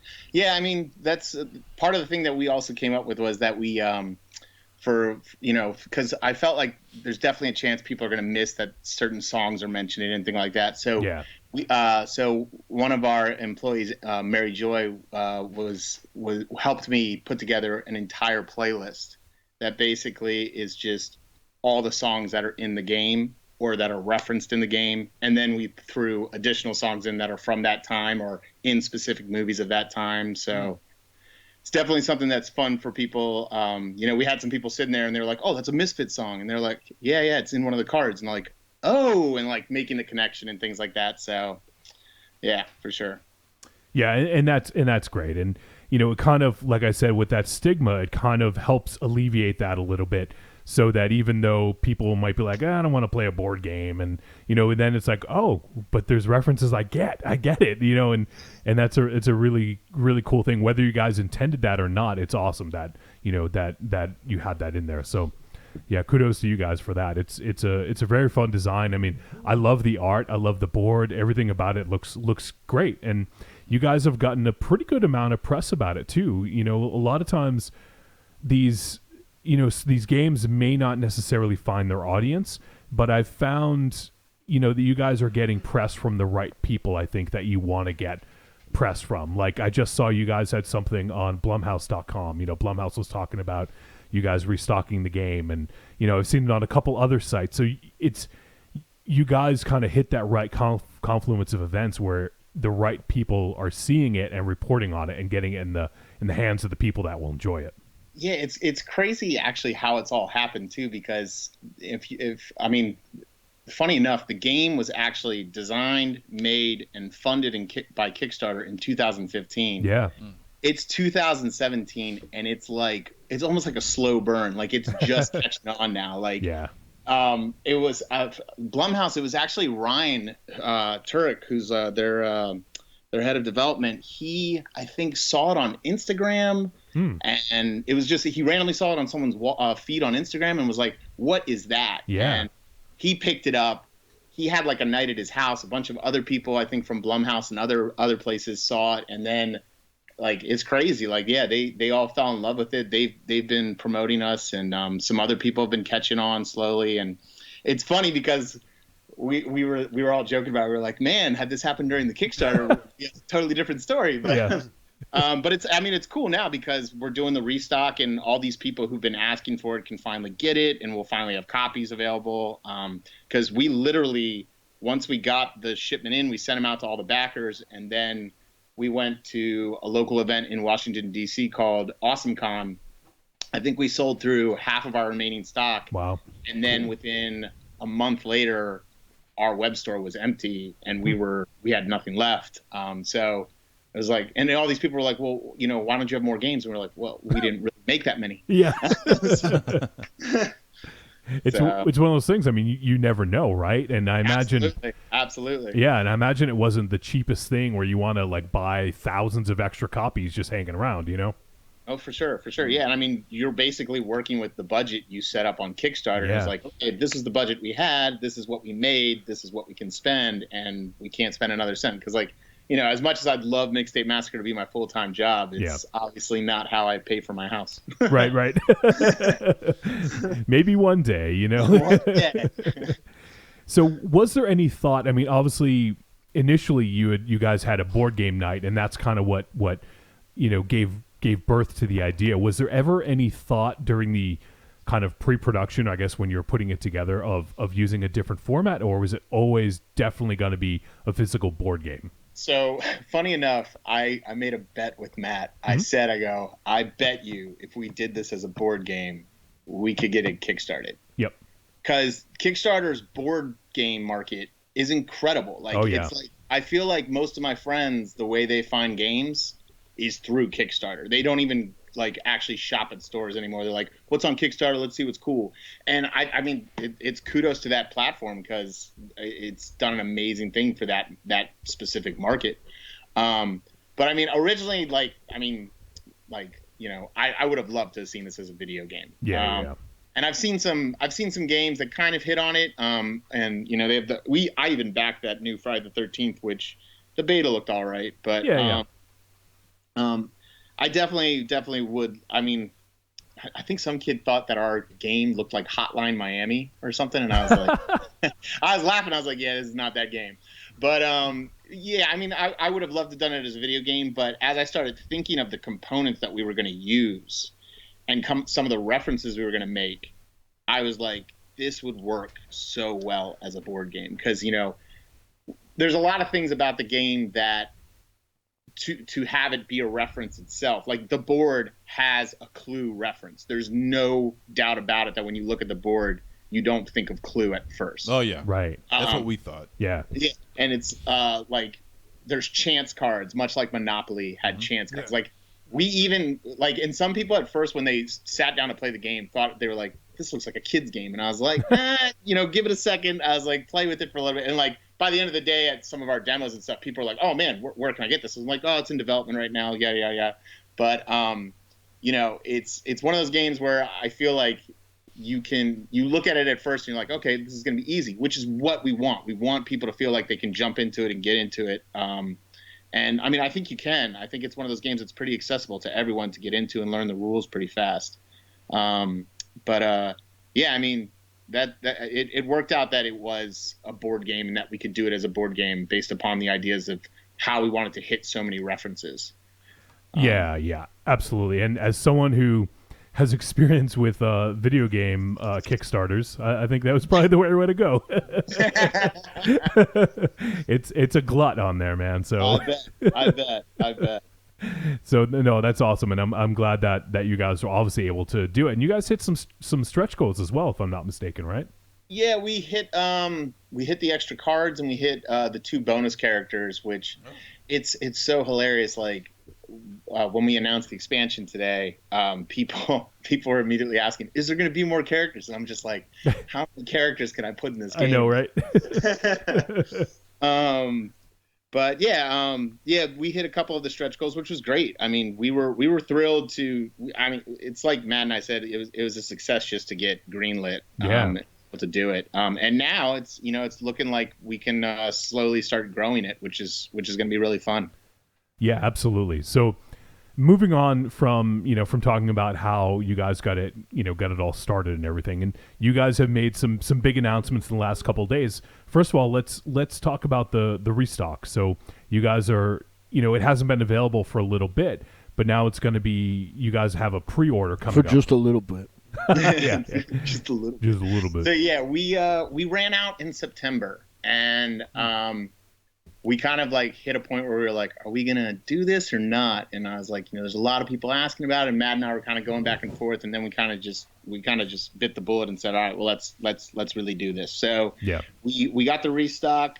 We worked with our manufacturer, unfortunately, because when we decided to do it was around September, October. You start hitting holidays, then as you come into the new year, the manufacturers hit New Year holidays, which like they closed down for like a month. Mm-hmm. So we it held us off a bit. But yeah, we have the pre-order coming up March 15th. Yep. And a lot of people were going crazy about that the other day. Yeah. And now we have the game should be arriving to us either the end of April or the first week of May, and we start shipping immediately. And then actually right after that, we go into the expansion. So it's, you guys, on top of your day jobs, aren't going to get any sleep at all. Yeah. Not. I mean, I was literally working on stuff before we even were talking. So. Nice.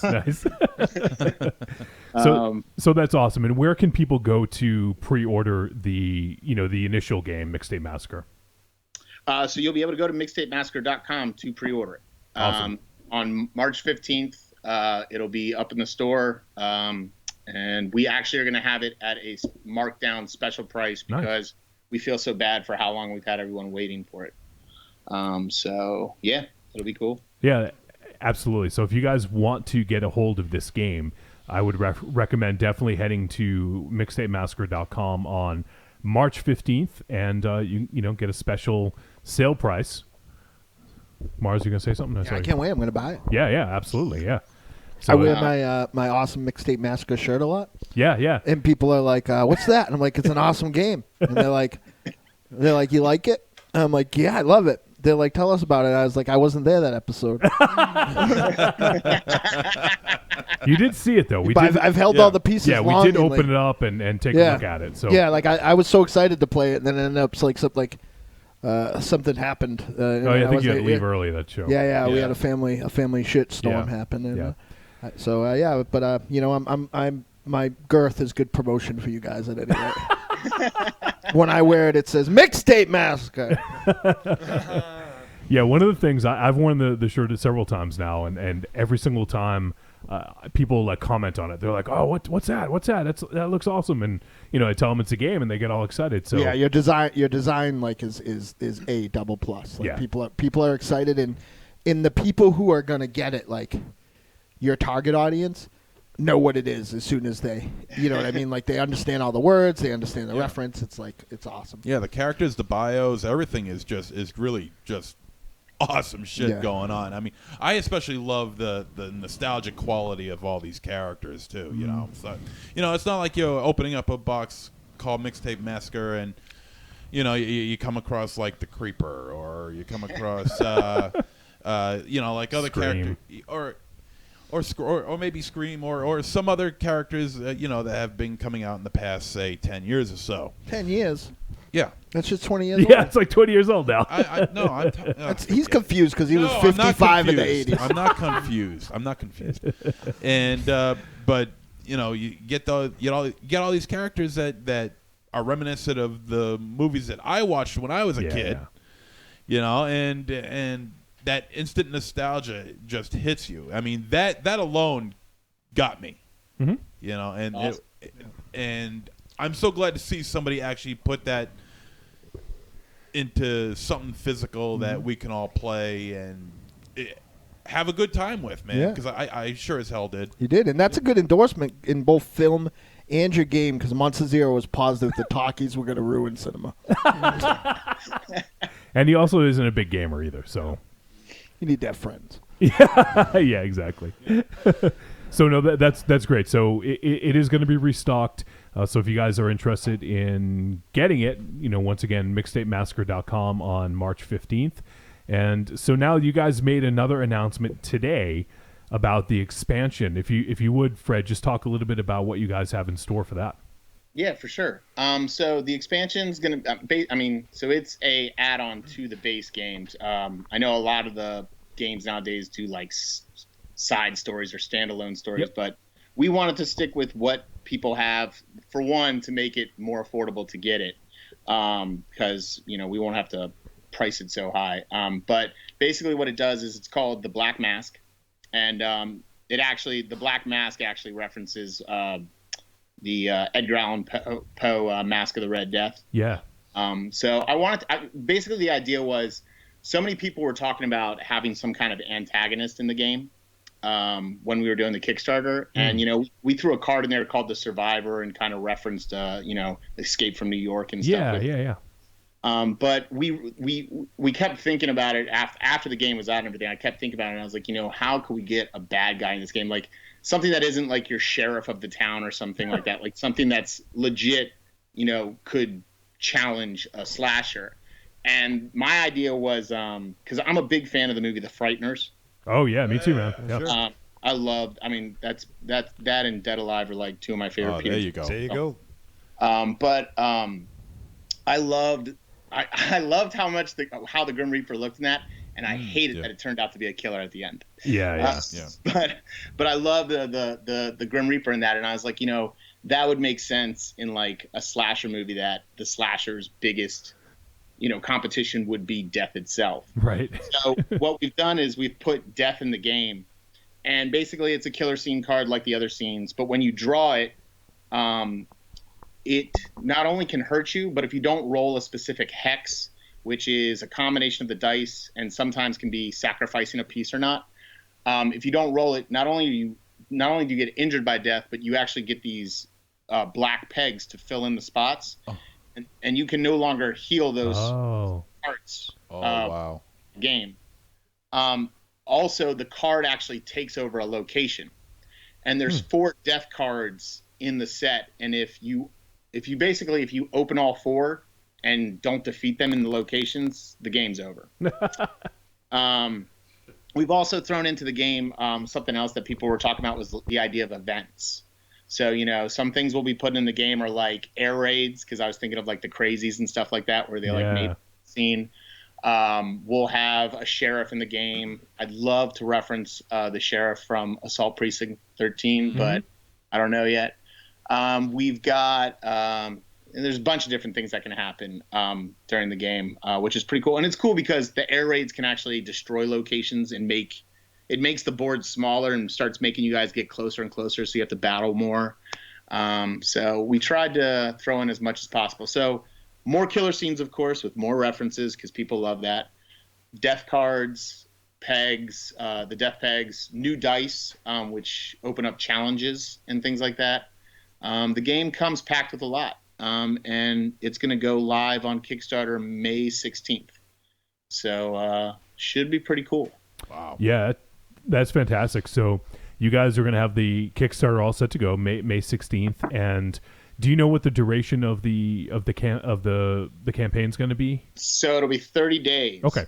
So it'll be the 16th to, I think, like I think it goes to like the 14th or 15th of June. Okay. And we'll have it so that if you don't end up pre-ordering the game, or if you don't get a copy of the game beforehand or own a copy of the game beforehand, we'll actually have a package or a pledge in it that'll get you both the game and the expansion.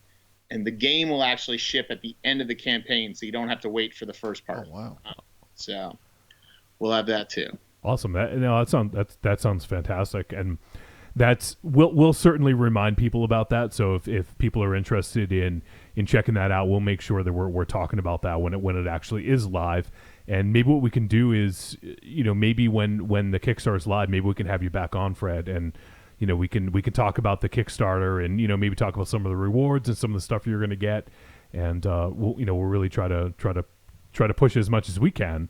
And absolutely, that'd be great, man. Yeah, for sure. So no, it's really exciting, and like when this goes live, hopefully people jump on top of it and really let's get this thing made, obviously. So no, it's really cool, and it sounds like a great expansion. Just I was reading the page earlier and hearing you talk about it makes me real excited about it. Especially love the air raids, and I love that you're making the board a little bit smaller to make some, make the killers fight a little bit more. It sounds really awesome. For sure, thank you. And I think this is absolutely a great way to go, because we've like, for instance, I think we played the game Zombies a lot, which was a lot of fun, that game. But they ended up having so many expansions that it was like almost it was almost too much. And I know you don't have to play them all at once, but no. Well, all they really needed to do was add Deadites rules, which was that you could fight each other. That's all we really cared about, was right? To be able to fuck each other. Exactly, and and that's here in Mixtape Massacre. Right. So, no, but I love the way you guys integrated the the expansion stuff. It sounds like it's going to be great. Just add another level onto it, especially with that kind of player versus player combat. I think that's going to be a lot of fun. And because we actually when we played it, I think we only had one fight, right? Is that right? I think we had one killer to killer fight. That's not like this show at all. Yeah, in the show we have several fights every episode. We've had 4 shows this week and we didn't have a board. So I think we only ended up getting into like one fight during the duration of the game that we played. But yeah, more fights would be awesome. And I love that your health kind of ticks down and you fill it up with those black pegs. Yeah, so. That's really catching my ear, man. I love that. That idea is fantastic. Yeah.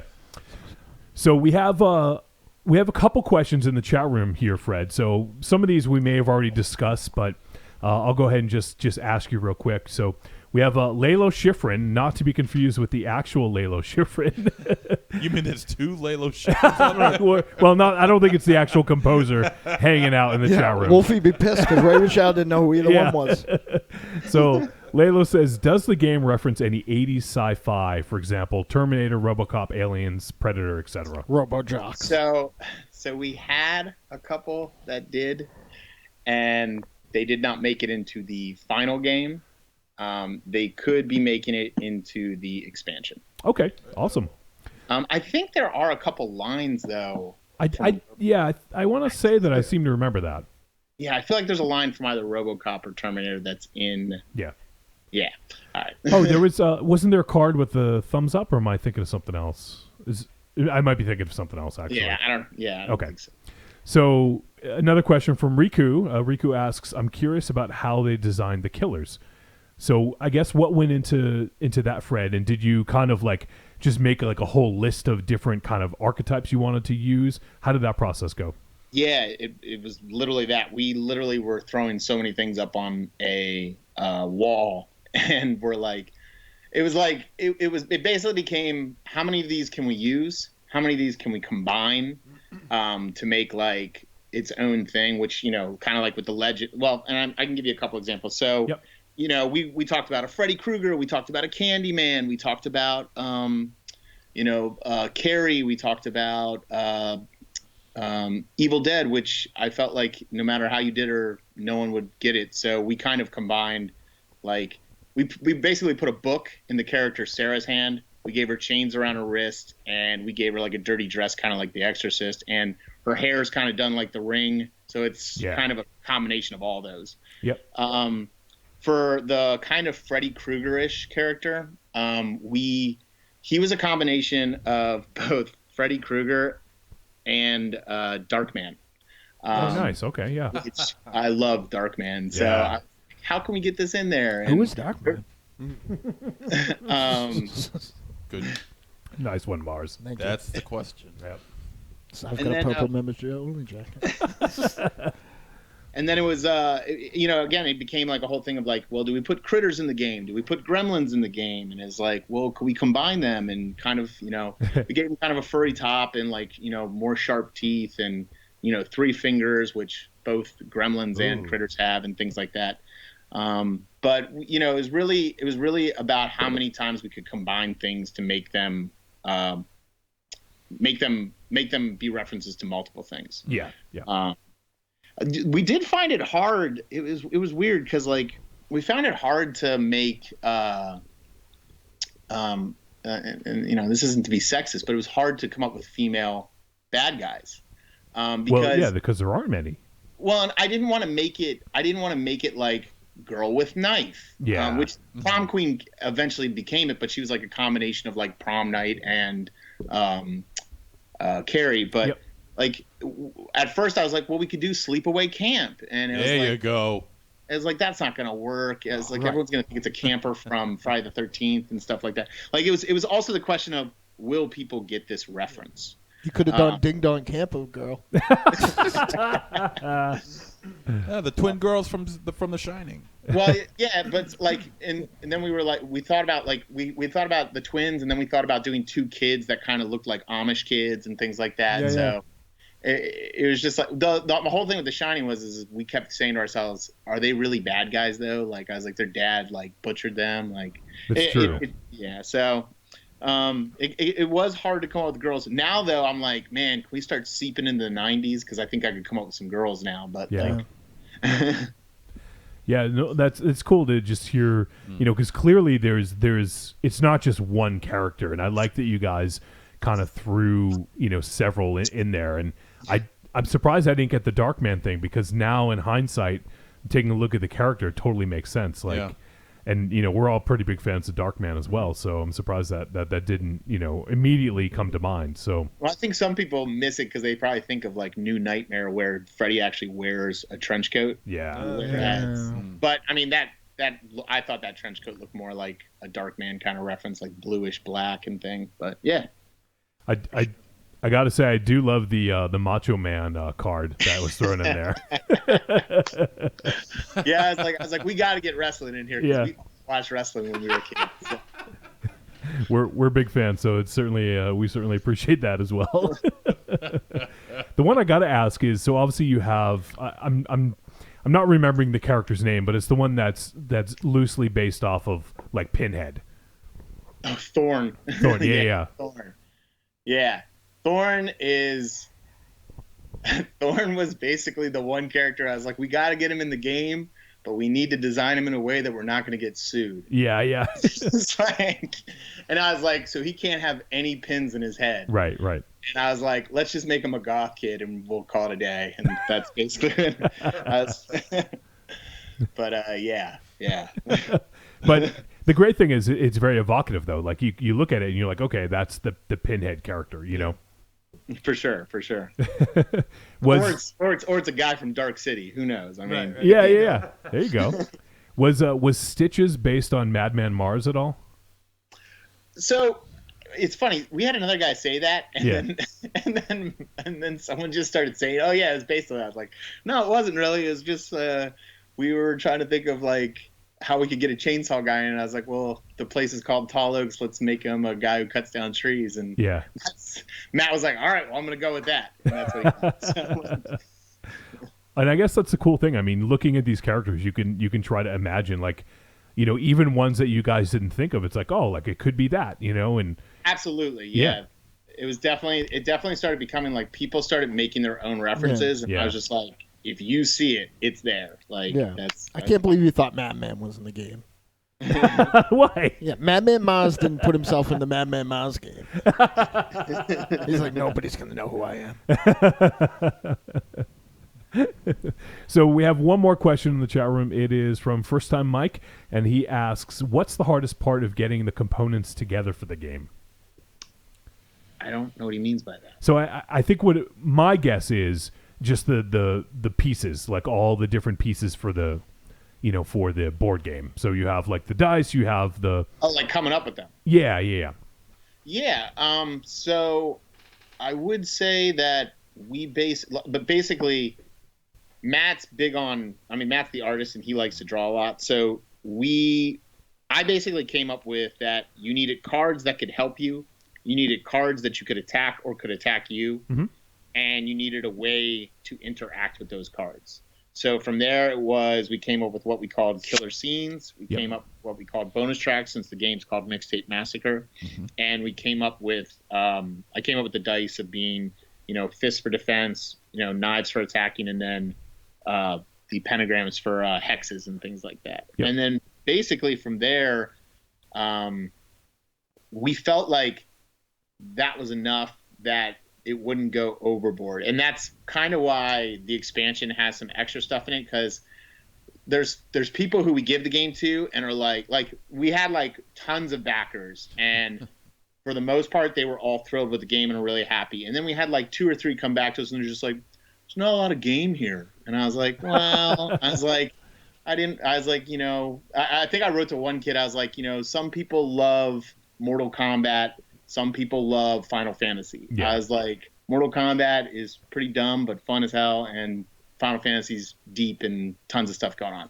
And I think that was kind of what we were trying to go for. Is I didn't want to put a game down, because the whole point of making it was to make it something that everyone could get into.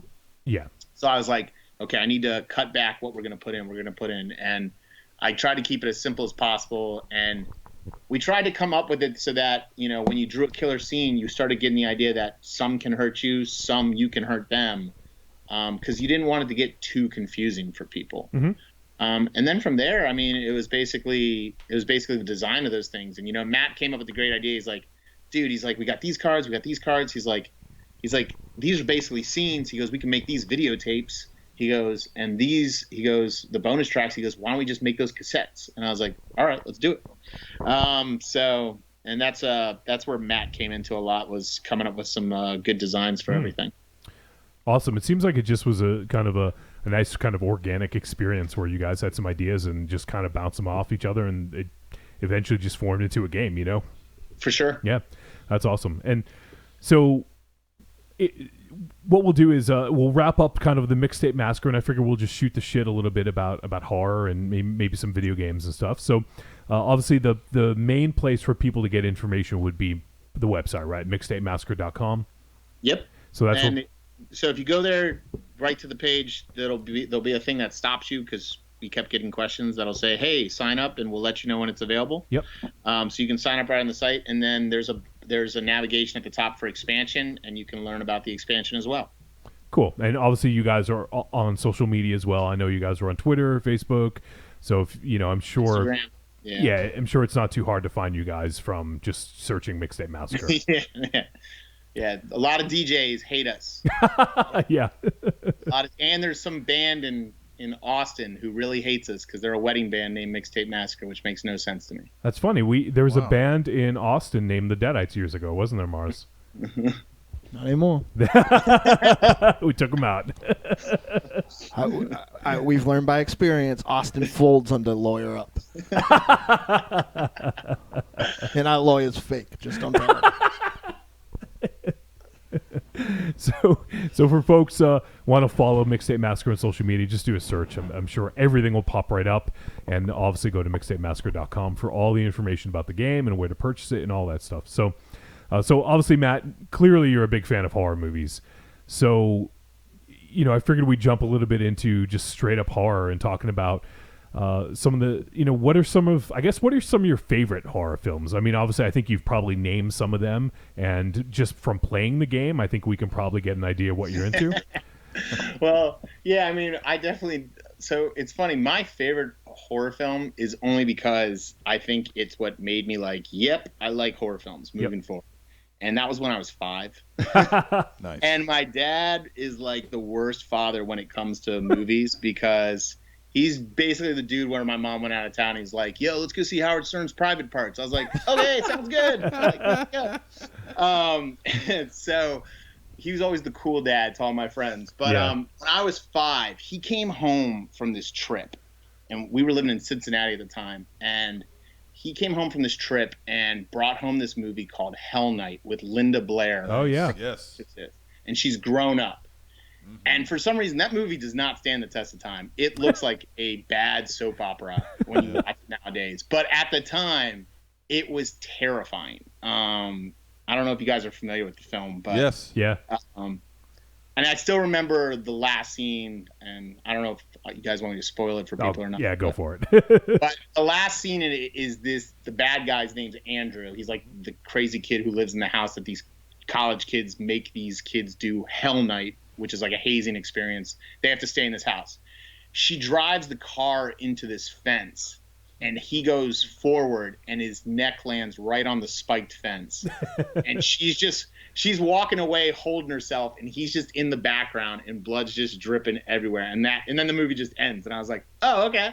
And like I always remember that. But it's not a good horror film, but it's definitely the film where I was like, oh man, I like watching these movies. And then from there on out, like there was this place called Beachmont Video in Cincinnati when I was a kid, and I remember, and it's something I want to do with the new game. I remember when you'd go to the store, basically it was a box in front of a hard case, and it was like brown hard cases with like green stickers on the side were horror. Yep. And on the front of the box was like a red sticker that said like R restricted. Yeah. I would just be like looking for those movies. Like from that point, I'd be like, all right, Pops, can we get this? Can we? He'd be like, yeah, go ahead, get it. I'd be like, oh, sweet. All right. I think we still had beta at that time too. Wow.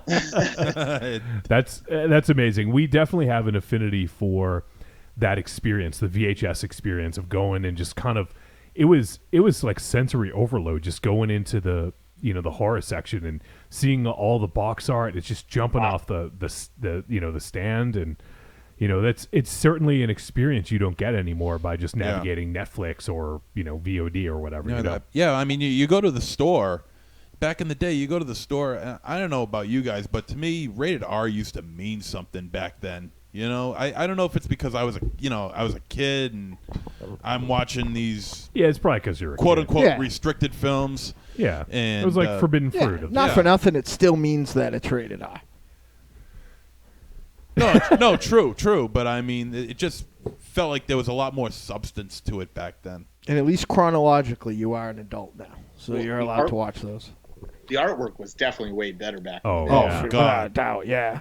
No Nowadays, question. I always think of that scene in The Mist where the storm happens at the beginning and the painting gets destroyed, and he goes, I'll get some guy to do Photoshop. Because it's seriously like the art back in the day, like the Nightmare on Elm Street cover is still like one of the coolest covers to me. Like, and nowadays, like they just have some girl sitting there with like 2 other girls behind her, and then the killer in the background, and be like, "This is your video." Yeah, I love the old artwork. Yeah, absolutely, and you get some posters here and there nowadays, but they're few and far between. Whereas before, that's how they were selling their movie, was the box art. Yeah, it was better than half the films I read. Yeah, absolutely. Yeah, no doubt about it. It's funny, he brought up the Nightmare on Elm Street poster art, and I don't know if anybody else has ever noticed this, but you ever notice the in the poster art, you could see the Snake Man from Dreamscape in the poster art. I never noticed that. No. Yeah. Okay. I just think it's unusual. I've always wanted to know why that was, and if anybody knew, tell me, because I'd really like to know. It's a cry for help, ladies and gentlemen. If you know. Yeah. Snake Man, why were you on that box? I work for Scale.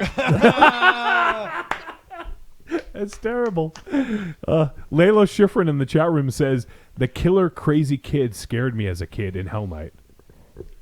Andrew, yeah. So there you go. Someone else was scared by that, yeah. And our buddy First Time Mike, who asked the question earlier, he said, good luck with the game, Fred. He has to head out, so he's wishing you good luck with the game. Oh, sweet. Thanks, man. So, and how about now? I mean, obviously, there's kind of this, well, I guess it's not so much a debate anymore, but there was a debate a few years ago about horror, current horror not being quite as good as what we remember as kids.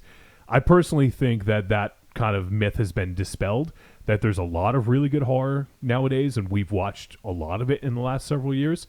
So what's kind of your take on modern horror, Fred? I think it's more story driven. Yeah.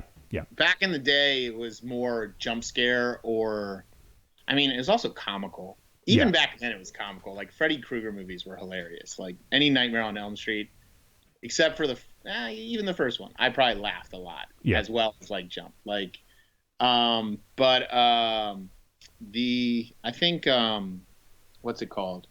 I think nowadays, I had this argument with some kid on some forum the other day, or on Facebook. He was making some statement about the movie The Invitation. Okay, yeah. Karen Kurosama. That movie I thought was like, it was an amazing horror film. Yeah. Also an amazing drama. Yeah. And I was like, and I always said, like, I would always love to see a horror film besides Silence of the Lambs get like Oscar cred, and it didn't. right. And I was bummed as hell, because like when people say horror films aren't as good as they used to be, I'm like, you guys aren't watching the right movies. Yeah, no, absolutely. And we did see I don't see it. We did see The Invitation, and that certainly is a good one. But it's one of those, we actually discussed it a little bit earlier, where a lot of times now films are trying to, whether they set out to do it or not, they're touching many genres. Like, we use the movie Spring as an example. I'm not sure if you saw that one, Fred, but yeah. Spring's the one where he meets the girl, and she turns out to be like an ocean monster. Yes, yeah, absolutely. No, you're thinking of All My Dates I've ever had. No, that was kind of kind of Lovecraftian. Yeah, for sure. Yeah. And that's kind of like, what's the name of the movie? Beyond Sunrise, or what was the name of that one? With Ethan Hawke. Yeah, Before Sunrise. Yeah. Oh no, it totally was like guy meets girl in like a foreign place. Yeah, for sure. Yeah. So it's cool to see. I think that's the thing that's different now. Is they're trying to be a little bit using. There's a lot of horror kind of language. Everyone knows the language now, whereas before, I think people were still kind of learning it. So now they can be a little bit more daring with it and a little bit more experimental and try some different things. So, they're certainly not putting down horror films earlier, but I think that there's more bold moves being taken with it and taken in different directions. So it is interesting to see, and there's a lot of good things that are coming out of it. There's some bad stuff, but that's just like any time. Yeah, no, another one that I thought, you guys were talking about it earlier on the show, Stakelander. The thing I thought that was so good about that was that the first one, the second one was good, but I felt like the second one was kind of like Land of the Dead, in that like it was enjoyable, but it was like kind of hokey at parts. Yeah. The first one was really well executed though. And I thought it was cool how like it almost had like a kung fu feel to it at parts, where he's like training the kid with the knife and stuff and things. Definitely. They totally mix in like really cool elements. And I mean, kudos to that director too, because he's also the one who did We Are What We Are. Yeah, he did do that. Yep. Which that movie was freaking awesome. I love that movie. But yeah, I mean, I think that's the cool thing, is that a lot of these movies are really like, a lot of the people who are really doing something cool with it nowadays are telling more normal stories, but then introducing elements of horror that like, and it's for the shock portion of it. And I think it works really well. Yeah, absolutely. Marzo, are you going to say something or? Huh? Oh, I saw you. I thought you were gonna say something. So no, I ran out of soda. I'm really irritated. Fucking tear. Do you want a vitamin water? Is that gonna quench your thirst? There's some in the fridge. Real for real? Yeah, some vitamin water. Go. Not all you jamokes, Jesus. Bring some back here. Get Fred one. Get one for Fred. Yeah, don't forget Fred. Get him a vine water. No, I mean, could it be fair to say that the tropes of the 80s and maybe even back to, some of the 70s stuff kind of laid the groundation. Groundation. You're grounded, Jason. Laid the foundation. And then the next generation of directors coming up can take the established tropes and kind of break the rules or add those elements because we know. Yeah, for sure. It's like everyone always gives kudos to Christopher Nolan for like how the Batman films are done or how Inception's done, but he's basically just perfected what like people were doing with the Bond films back in the day and things like that. So, like, there's no way you are who you are today without the people who came before you, like John Carpenter and stuff like that. Those guys killed back in the day. They may not kill now, but. He'd kill if you paid him enough. Hey, no, I'm just kidding. I don't mean to make fun of John Carpenter. He's a legend. We love him. So, and also, you're a fan of video games. Is that right? Oh, absolutely. Yeah. What are some of your favorite horror games? Have you played Resident Evil 7 yet? I have not played it. I have sat there and watched my buddy play it. Yeah. And it's pretty awesome. Yeah. I was glad they went like a different direction, like a full different direction. Absolutely. Like first person and everything. I was like, this is amazing. I think that's great. I actually everyone talked about it for forever. I never picked it up, but I just picked up Until Dawn for the PS4. Oh, yeah. Our buddy, I think Algoro, yeah. Yeah, I just picked that up. I have not put it in the system, but I think I got it for like $20 at the store. I was like, oh, I got to check this out. So, but yeah, I mean, let me think. Splatterhouse was awesome when I was younger. Oh yeah, that game was a total rip on. Oh yeah, totally. Yeah. You know what? The Evil Dead game, they made a bunch of bad ones. But a fistful of boomstick. Fistful of Boomstick was the fun one. Yeah, that's fucking great. Like an arcade brawler. It was like you'd run through the town and just like go crazy on people. That game was awesome. Except for the part where you had to throw dynamite over a fucking fence you were taller than, and it was somehow impossible. I got stuck on one thing in that game. I don't remember what it was. The fucking dynamite over the fence outside the club. And the one time I did it, I didn't know that I had a fucking time limit to get back before all the Deadites stood up again. So it was for naught by the time I got there. I hate Deadites. I only played was Ashes to Ashes, and that game sucked. Yeah. Perfect. I don't even remember that one. Yeah. The new Doom was pretty freaking gory as hell. Yeah, absolutely. That game was crazy. I'm trying to think of like some really good, like the Friday the 13th on Nintendo. I was just gonna say that I'm behind on my platform, so I rock that Friday the 13th a lot. It's hilarious. Like back in the day, I was like, this game is impossible, and then I was playing it the other day and I was like, man, this game is still impossible. Yeah. But yeah. And now I'm forgetting the name of it.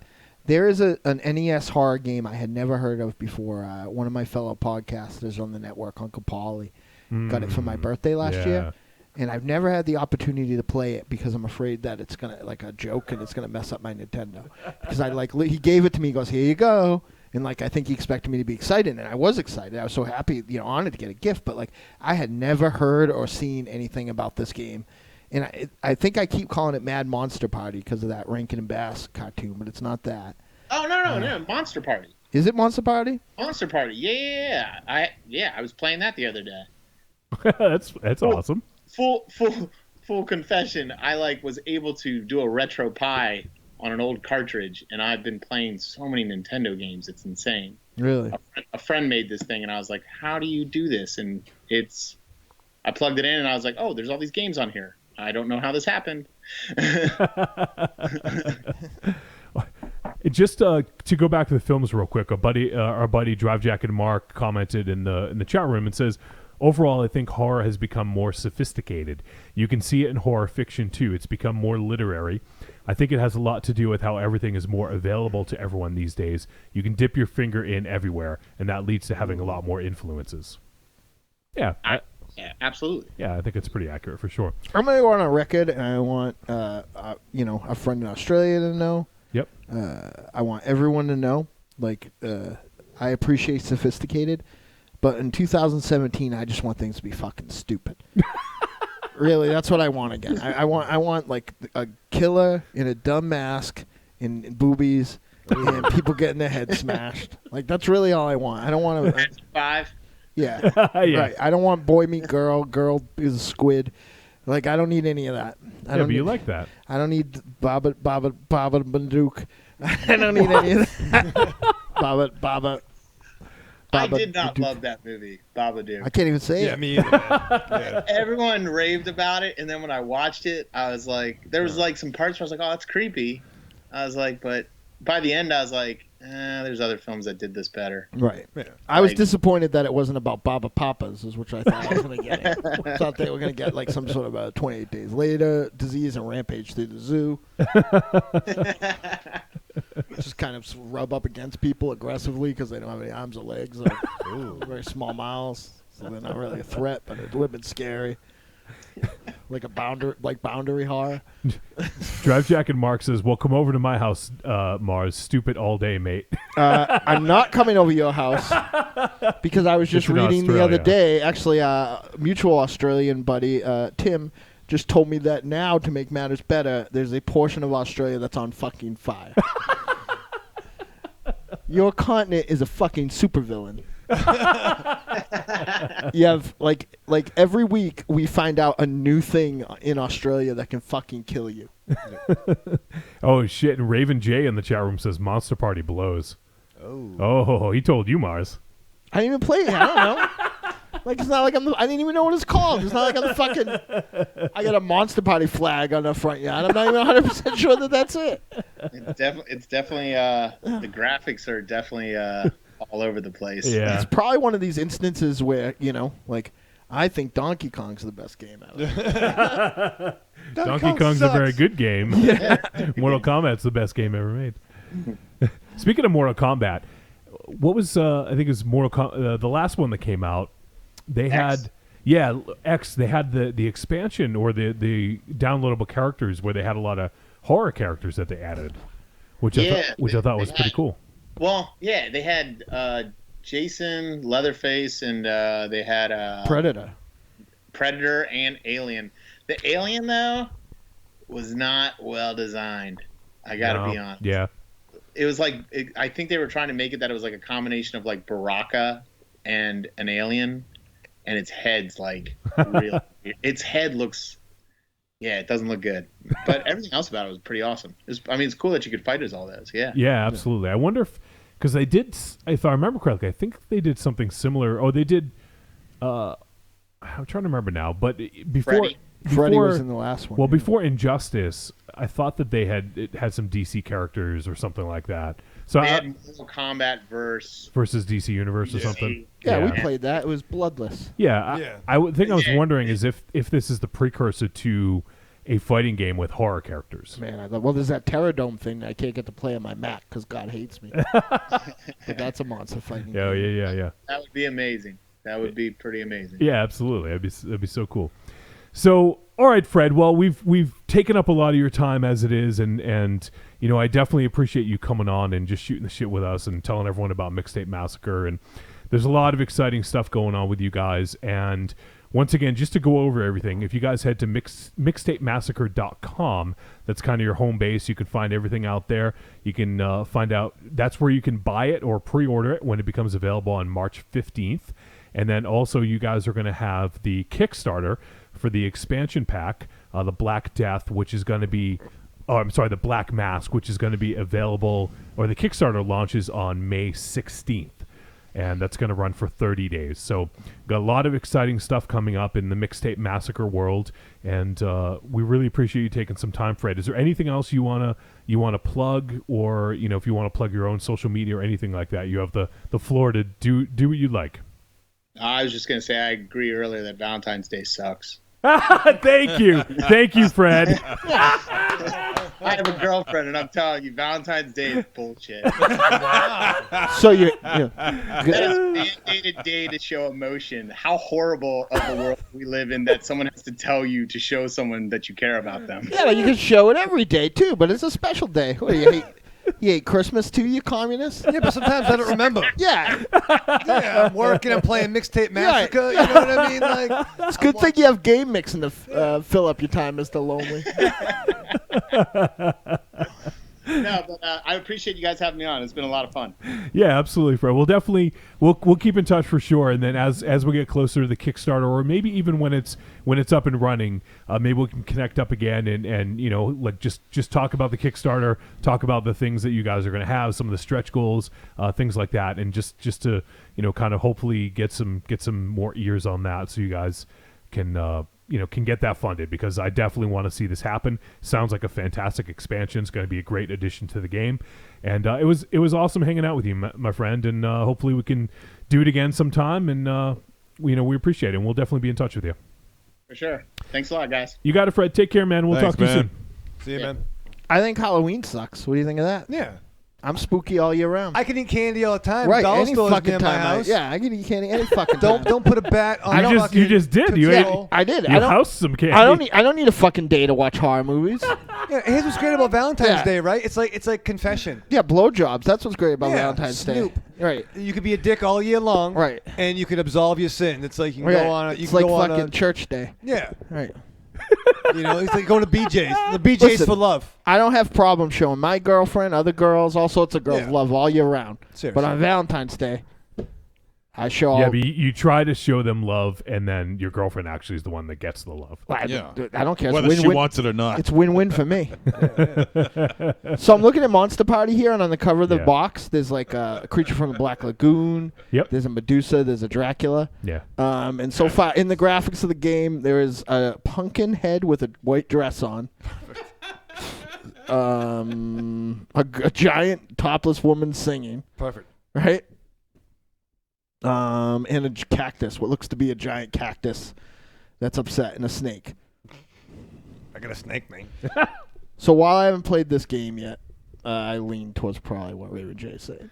It blows. I'm gonna play it when I get home, though. All right. Well, I think we'll take this opportunity now to do some feedback. We want to thank Fred for coming on, hanging out with us. That, you know who he reminded me of? He reminded me of Jim Smith a little bit. I don't know if you guys got that. Oh, was he playing since? I don't think so. No, just he had a certain kind of vibe. Similar vibe, yeah. That's Which I mean, Jim's the fucking best. He's the man. So Yeah. you know, if you're anything like him, then absolutely. It's good company. Good call, Pizza Pants. Riku says Monster Party was fun, if I remember right. I was a little baby pants Riku when I played an NES. Baby pants Riku. Oh shit. So all right, we got some voicemails here. We actually got more than I expected. We got some during the show. I don't like voicemails. I don't need a certain time of the show to listen to voicemails. Yeah. I can check my phone right now. Right now. My mom called. Right. Yeah, what'd she say? Yeah. You know, Hold on. you play I could this listen card- all the time. Raven Shadow's mom called. Hey. What? You know, you play this card rather perfectly. It's like you shit your pants, and it's like, well, I don't have to go to the toilet. I could just shit my pants right here. Why do I have to go to the toilet to shit myself? At least I'm wearing If I pants gotta to take shit. I'm wearing pants too, asshole. I don't have to No, go those are anywhere and take a shit. those are I could just sit pajamas. right here and take a shit. Those are pajamas, sir. Meanwhile, your pants are pasted to your asshole. I just did it again, so there. There's some more. Listen. Raven J says the only cool thing about Monster Party is this duck move where you can inch across the ground by humping it. It's quacktastic. Oh, man. I just made myself gag. Yeah, you got to play it tonight now. I think I got a lot to do tonight. That's the Quackenbush. Oh. What are you trying to say? Yeah. He wears pants. Yeah. Well, no, not really. He wears tights. No, he doesn't. You farted again, goddammit. Sorry. Put on your virtual reality. Yeah. Your virtual nose. Yeah, leave this reality. Yeah. Whoa. Yeah, put on your clothes. Oh, Jesus, fuck. God damn it. Sit What, down. Be my shield. what lives in your asshole? He's been dropping Nothing ass anymore. all night What long. lives in that? Oh, my God. Nothing anymore. What the fuck? Wow, you look like you actually dropped some weight, though. Yeah, he's sweating it out from Yeah. that fucking shit. Or you bought a bigger top. One or the other. Are you on a diet, MZ? 2 fingers for yes. 1 for no. I'm about to lose my supper. 2 fingers on no. You're welcome. No, 3 fingers are no. Whoa. Fuck. It's okay. All right, well, It's let's... natural. It's better with the sea air. Yeah. By the way, MZ, you left some of your fruit punch. That's in the fridge as well. Oh, no, I grabbed it last week. I remember that okay. it was the week before. I took care of it. I drank it all. That's he's on a fruit punch diet. It was good fruit punch. All right, well, let's hear... Actually, let's let's hear from our buddy Jeremy McFarland. Hey, baby. Trick or Treat Radio. What's up, buddy? How you boys doing? Good, man. Good, man. Good. What a great Hope you guys voice. are having a good night. Sort of. I've been watching a little bit of a live show. I'm sorry. Sorry I don't call on as much as I used to. It's been a hell of a year, a hell of a last year. I had to move out of my apartment, living with a relative, and I got my son full time, so it's been busy. hell of a time. Worth it all the way. I had to just sit in my 2 cents on this amazing stories theme. I listened to it. I remember watching it when I was a kid, and I remember the show being really great. And then you guys played the song, the theme song, and I'm like, man, it sounds like something. So I went and I thought about it for a little bit, and I'm like, oh, shit. Sounds like the National Geographic theme song. Like, after the half-second creepy part of the beginning of Amazing Stories ends, takes off, and sounds kind of like, National Geographic. Yeah, it's not scary. It's not scary at all. It's not creepy, man. It is scary. He's from Texas. I'm from Texas. The way MZ and Mars kind of built it up, I was like, wow, man, this is gonna be deep. It's gonna be creepy as shit. Here we go. And this is like, wow. Yeah, man, I ain't creeped out. But I mean, I'm younger than you guys, so I didn't grow up with it really. I mean, I just saw like reruns of it later on when I was like 10, 11 years old, in the public access channel over here in Texas. It's because we're on a different level. I really It's like scary. Is what the it is. stories creep me out, but Right. the theme song. you guys said theme song. I tried to explain it on the Elm John Street Williams Kids, but score. It's very John Williamsy, and John Williams. I think he's never thinking had of a the different tendency show. To scare me ever. It was always just really. No, happy, because it's not friendly. Amazing Stories, and John Williams It's, did do the score of Amazing Stories. Anyways, In Search of boys have a sounds like great Star night Wars. and a great show like you always Does not. do. It sounds like and, cool synth I miss sexy. you guys, and Oh, man. I'm always listening. I used to always. miss you. And again, I'm sorry I don't send as much voicemail. Oh, as don't I- apologize, man. As I used to. I try to get back on that ball. But thank you guys for always being there on Fridays or just being around. But Fridays I can listen to you guys and really help me get through the day because it's been, my son broke his leg. It's been 3 weeks. dude. Went to the doctor today. He's got another 3 weeks and he's gonna be out of the cast. Wow. Nice. So it's been pretty tough. It's been pretty tough for him and for me. And Probably tougher for you. I just want to let you guys know I really appreciate you guys being there and doing the show, and give me something to kind of get out of real life for 3 or 4 hours. I really appreciate it. Going to virtual reality. Hope you guys have a great night. Thank you. Bye. Thanks, brother. Thanks, bud. See, Thanks, me and dude. Monster Zero are on a different level of scary. Anyway, first of all. Yeah. Second of all, MZ. On Elm Street Kids, this episode, you could tune in and listen to it. He's It's not a real coming. good show. You should. You have a show? Right? Yeah. You have another podcast? What? Yeah. I was trying to explain, it's a Pavlovian sort of thing. Because you hear that fucking theme, and you know that last week I saw fucking Draculas, and Bigfoots, and Creatures from the Black Lagoon, and Yetis, and Ghost Rape, and all sorts of Loch things, Ness right? Monsters. Yeah, and all sorts of things. So I'm like, fuck, I hear that music. That equals scary shit happening. Yeah. And add that in with the bassy sound of Right. of Leonard Nimoy's Nimoy's voice was just fucking scoot. I hear the fucking Unsolved Mysteries thing, and all I think of is, shit. All the good. It's Sunday night. All the no good shows on. Yeah, I see It's, that. it's either this or Disney Theater. Yeah, I see Unsolved Mysteries. I see the guy from Airplane hosting it. Yeah, not scary. Yeah. Well, Harrison. Now, to be fair, I think Jeremy was thinking of Amazing Stories, but he meant In Search Of. But I wonder if he heard the. No, if he said he was talking about In Search Of. He said Amazing Stories. Well, Did he maybe. He was referring to the theme in Search of, because that's what we talked about last week. Right. Isn't that what I said? Sounds like alternative facts. What Raven Shadow was trying to say. All right, so This is alternative production. That's great. Let's move on to.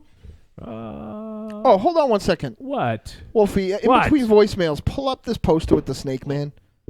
Right? What is it? The Nightmare on Elm Street thing. I do not see this fucking Snake Man at all. Well, it wasn't a very good resolution. Well, that's what I'm asking. Maybe in high fidelity, All I'll right. see the Snake Nightmare on Elm Street 1? Yeah, the original poster. All right, I'll pull it up during the.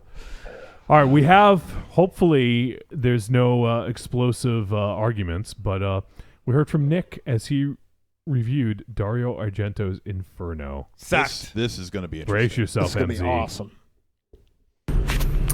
Hey, Trick or Treat Radio, Nick here. What's up, buddy? I thought I would call in with a few reviews. What I think about lately is if I want to send a review to you guys, I'll send something that like you guys usually like, or a movie that you've talked about before, stuff like that. And so I checked out Inferno by Dario Argento, and Johnny told me don't send a review, and please if you don't like it, but it's me, so I'm gonna send one anyway. No, I did not like this. I gave this a D. But I did enjoy. Here's the thing with Argento. I want to like Argento, but I feel like the only giallos I like are made by Canadian people, and that is the farce on giallos by the Astron 6 guys. I loved that. I thought that was great. You know, it had all the giallos I'm watching now. I understand where they pulled from, like the Black Glove Killer. The beautiful naked woman. The pink and blue lighting, stuff like that, or the really deep red blood. So like, I love where they're pulling from, and I love how they do it. But I think I like it as being satirical.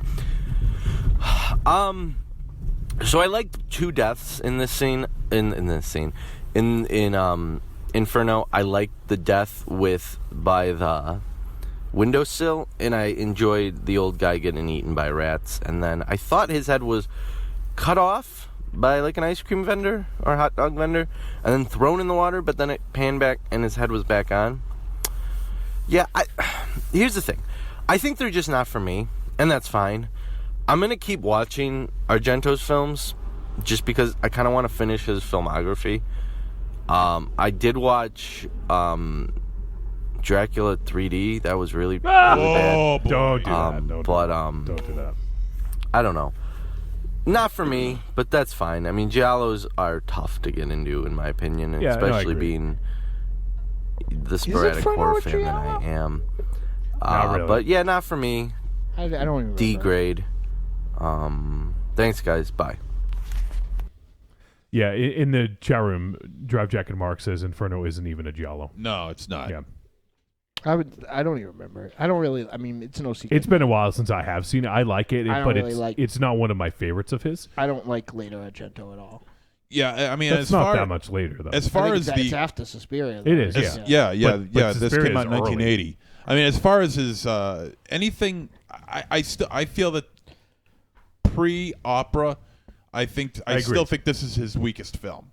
Yeah. So from opera down, like to earlier stuff, I do like opera. Is all I don't know why quite good. I don't know why people don't like my pictures. Phenomena is awesome, Mark. I love Phenomena. Yeah. With Jennifer Connelly. Emo Argento loves Jennifer Connelly. What MZ? What? Well, first of all, Nick, thank you for calling in, man. My face deep red. The one thing I'll say is, so Nick, you're seeing it through the lens of Astron 6, who you're a fan of in the first place, but you're seeing basically, so you're seeing it with their aesthetic. That's why you like it. But then when you go back and watch the originals, you're not getting their aesthetic because you're just getting the original stuff. Argento's tough. Not everyone's gonna love it. Mars, you appreciate it, but you don't love it, right? Is that safe to say? I'm like hot and cold. I do like his early Giallo stuff, and I learned I learned to appreciate Suspiria. Yeah, Suspiria is amazing, and it looks like I went back and watched it recently. It's fucking gorgeous. It's unbelievable. Yeah, but for me, even the people who do that, like if you look at I think it's his first movie. The dude that did I almost called it Dylan Dog, Del More, The Church. Yeah, Michel Sauvé. Yes. Michel Sauvé. You know, that's definitely got a kind of dreamlike logic to it and stuff like that. Yep. And I fucking love that movie. Yeah, that's so great. I don't think that it's like, you know, I used to say, in one breath I'd say I didn't like the dreamlike logic and say I love the Beyond. It's something about his overall aesthetic. And I do also think that his later input, like, pours into it more and more every year because it makes me, I have the same, I'm not going to say his name, but I have the same opinion of another very popular director who I feel like, not the one we were talking about last week, but I feel like if you go back and look at his big movie, like he never did anything else that matched that level of like awesome. No, I'll just say it, Hooper, right? So, you know, Hooper never once duplicated his brilliance in Texas Chainsaw Massacre, which makes me incredulous about the happy accidents and some of the Argento stuff that I used to think was me just not in tune with his overall aesthetic. I think they might just be accidents. I think he had a great run. I'm not going to compare it and say it's like a Carpenter-esque run, but he had a great run. It starts I like that one. Nine Tails, Four Flies on Grey Velvet. The Animal Trilogy. Yep. See, that's the second part of those things I haven't seen yet. And then he did Deep Red in 75, Suspiria in 77, Inferno in 80, Tenebrae in 82, Phenomena 85, Opera 87, and even Two Evil Eyes in 90.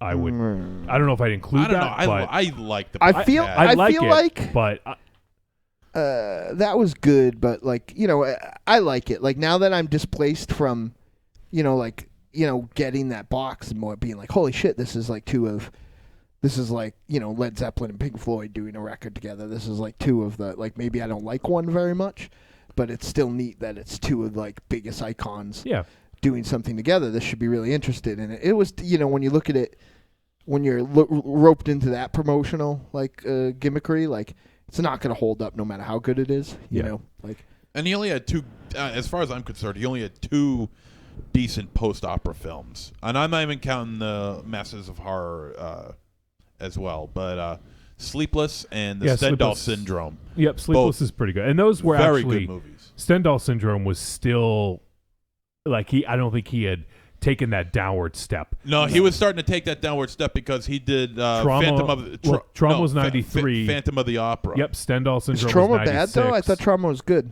Trauma's pretty good. Trauma's okay. I wouldn't include it in his great run. I think, and Jake, he's going to get mad at me for saying this. He gives me a hard time every day. But I think I really feel like most kids today can't appreciate things for what they are. They want to compare Ray Harryhausen movies to Jurassic Park. You know what I mean? Like they can't. Yeah. You know, like they see a Universal film and they're like, oh, that's cheap. It looks lousy. But I mean, the artistry to make it happen at all, like, and they don't appreciate it, and then you defend it, and they say you're just looking at it through nostalgia, which I think is a word that a lot, like, I don't know, I'm not going to defend Dario Argento, but I think that, you know, I just I don't know, you can't compare older movies to new movies. It's like fucking, you know, putting a horse and buggy next to a fucking DeLorean, like, you know who's going to win that race, you know, but like, if it's a really good horse and buggy, it might last longer at the end of the day. Well, I can't wait for. I think it's coming out this year. The release of Suspiria 4K from Synapse. Yeah, I'm interested. I cannot wait for that. It's going to be. And there's that's the going to blow my mind. Suspiria remake. Yeah, I'm surprised that he likes I was surprised you did too. I'm surprised that you guys like The Editor, because I'm just not positive what the appeal is. Oh yeah, I loved it. Yeah. I think I get what they're doing, the tropes of it. I haven't seen a lot of giallos, but I think I get it enough.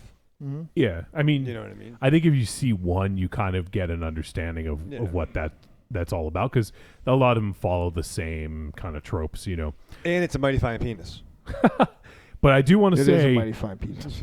For my money, Argento from 1970 to 1987 is one of the great runs of films, at least in horror, because you have Carpenter had his great run. I think I'm not going to compare this to Carpenter's, but I think it's a step down. But I think that's a phenomenal run when you've done those movies: Bird with the Crystal Plumage, Cat o' Nine Tails, Four Flies on Grey Velvet, Deep Red, Suspiria, Inferno, Tenebrae, Phenomenon, Opera. That's all good stuff. What, 10 films right there? I think so. That's not bad. Yeah. Not a lot of variety, but good. What's this La Cinque Giornato? Wasn't it a TV movie? Is that 1973? Yeah, that's his That's lone the comedy? comedy. Yeah, okay. Oh, yeah. I've never seen the comedy. Yeah, I've never seen it either. I'd love to watch it one of these days. But He's a brilliant comedian. Yeah, he's a great writer too. Yeah, Like I don't know why nobody thinks I'm funny. Shut up. Yeah, Once Upon a Time in the West? Is that what it is? Once Upon a Time in the West he wrote? Isn't that Family Guy? Yeah, no. I think he wrote that. No. There's a once. I know he wrote a Western. Yeah, he did write the screenplay for Once Upon a Time in the West. Yep. right. Yep. I mean, he co-created Asia Argento. He did, yeah. That's his greatest creation. Thank you, sir. And he likes to make her do very interesting things in his movies. He's With a her fucking boobies. director. The good news is that this is the one time where I can say I'd like her to do very interesting things, and I'm not the weirder of the two options. And Drive Jacket Mark agrees with me about that run of his. So Yeah, Tenebrae is one of his favorites, which is one of mine as well. The only reason that I would, the only marketable reason that I could say that lessens his run for me is that I think his style kind of over substance thing. Like, I think that his movies weren't that different from each other. Well, I will agree Superior. that he's definitely a lot of style over substance. Like if he's gonna kind of cut, I wouldn't say cut corners, but if he's gonna focus on one over the other, he definitely focuses on style, and that to me is one of his hallmarks. It's in a way he's not too dissimilar from Nicholas Winding Refn. If you want to use a current director. His movies look gorgeous. They're so well lit. But Refn has already done more different stuff than Argento ever. No, I'm not disagreeing with that. But Refn's narrative is usually pretty thin, or it's very dense and it's hard to unpack. You know. Sure. So, I think in that sense they are fairly similar. I'm not gonna say that they're exactly the same. But I think other than me not liking his style, one thing I've never gobbed onto him is that I feel like if I catch Tenebrae on cable, or I decide to put it on, like I watched a little bit of it on Shudder the other day, I'm all set with him for a while now, because the difference between the viewing of Tenebrae and like even say Deep Red there, like I feel like it's like, you know, not to say that they're the same movie or they're similar, but like that's like that's the genre that he kind of lives in. Yeah. Now see, I'm the exact opposite. If I watch one Argento film, I gotta watch 2 or 3 more, if not his entire library up until '87. I don't think I'll have any awakening that will ever make him not be third in the big 3 of Italian. Is he? Oh, he's on my Mount Rushmore. Who is Bruno Mattei after him or before him? After. Okay, good. There's probably some directors that I can't remember that are before Bruno Mattei. Lucio Fulci. Yeah, I feel Number so. one? That's the other thing about it. It's like Fulci and Bava. They're like they Bava Duke. Yeah, they'll like switch sometimes for me. You know what I mean? But I think like if I'm being honest, I think Bava is a better filmmaker than Fulci.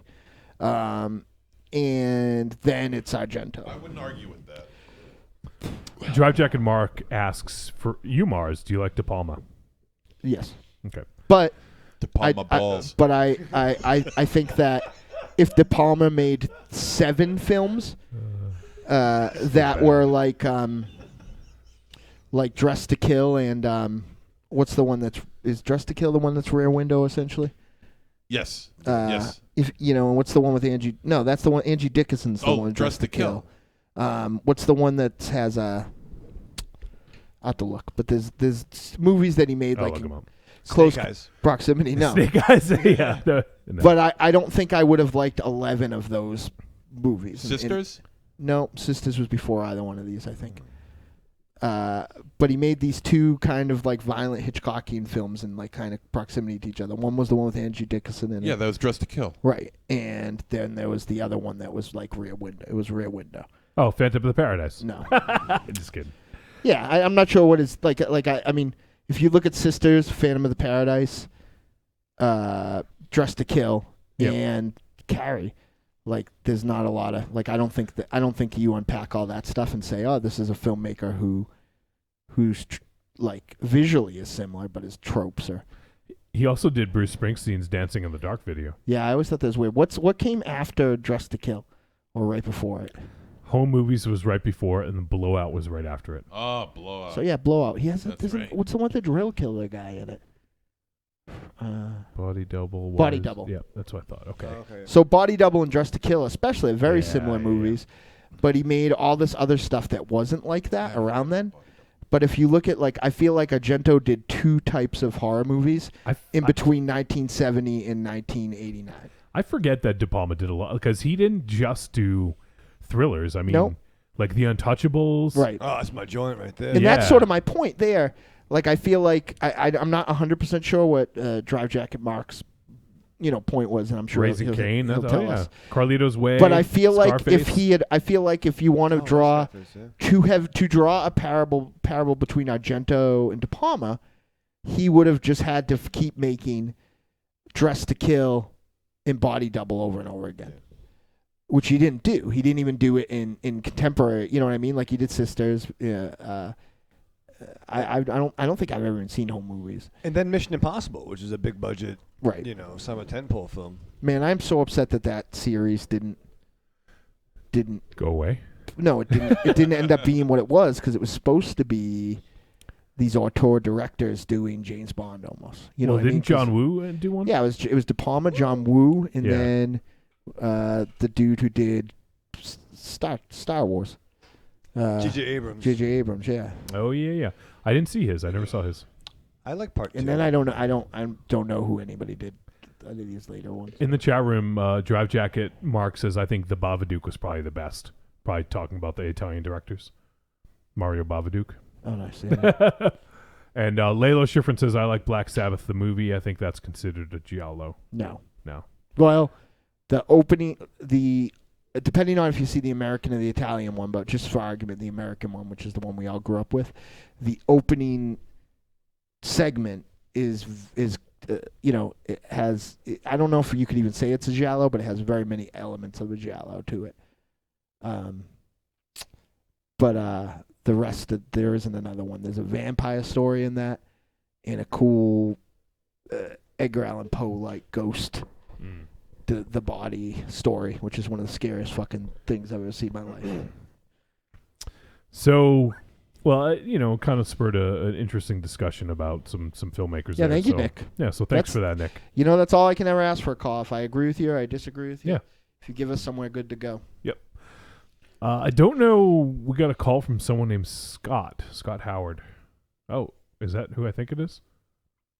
You guys know Scott Howard? No. Scott. No. No. Teen Wolf, right? Was that his name, Scott Howard? Mm-hmm. Well, let's find out. Yeah. Jeez Louise. Yes, it was. Perfect. That's from Teen Wolf, ladies and gentlemen. Thank you, Teen Wolf. Yeah. What are you looking at, Dick Nose? What are you looking at, Dick Nose? Styles, he's the fucking man, huh? Dude, give him a movie. Give him a vehicle. Yeah. A van to surf on it. You're just surfing on different things. All right, where are we going to go next? Let's hear... I'm going to wait for Mars on this one because I think it might include him. Yeah. Well, geez. Well, all right, Mars, we'll fucking leave. I don't know. Let's do Riku. Hi, Trick or Treat Radio. That's Riku.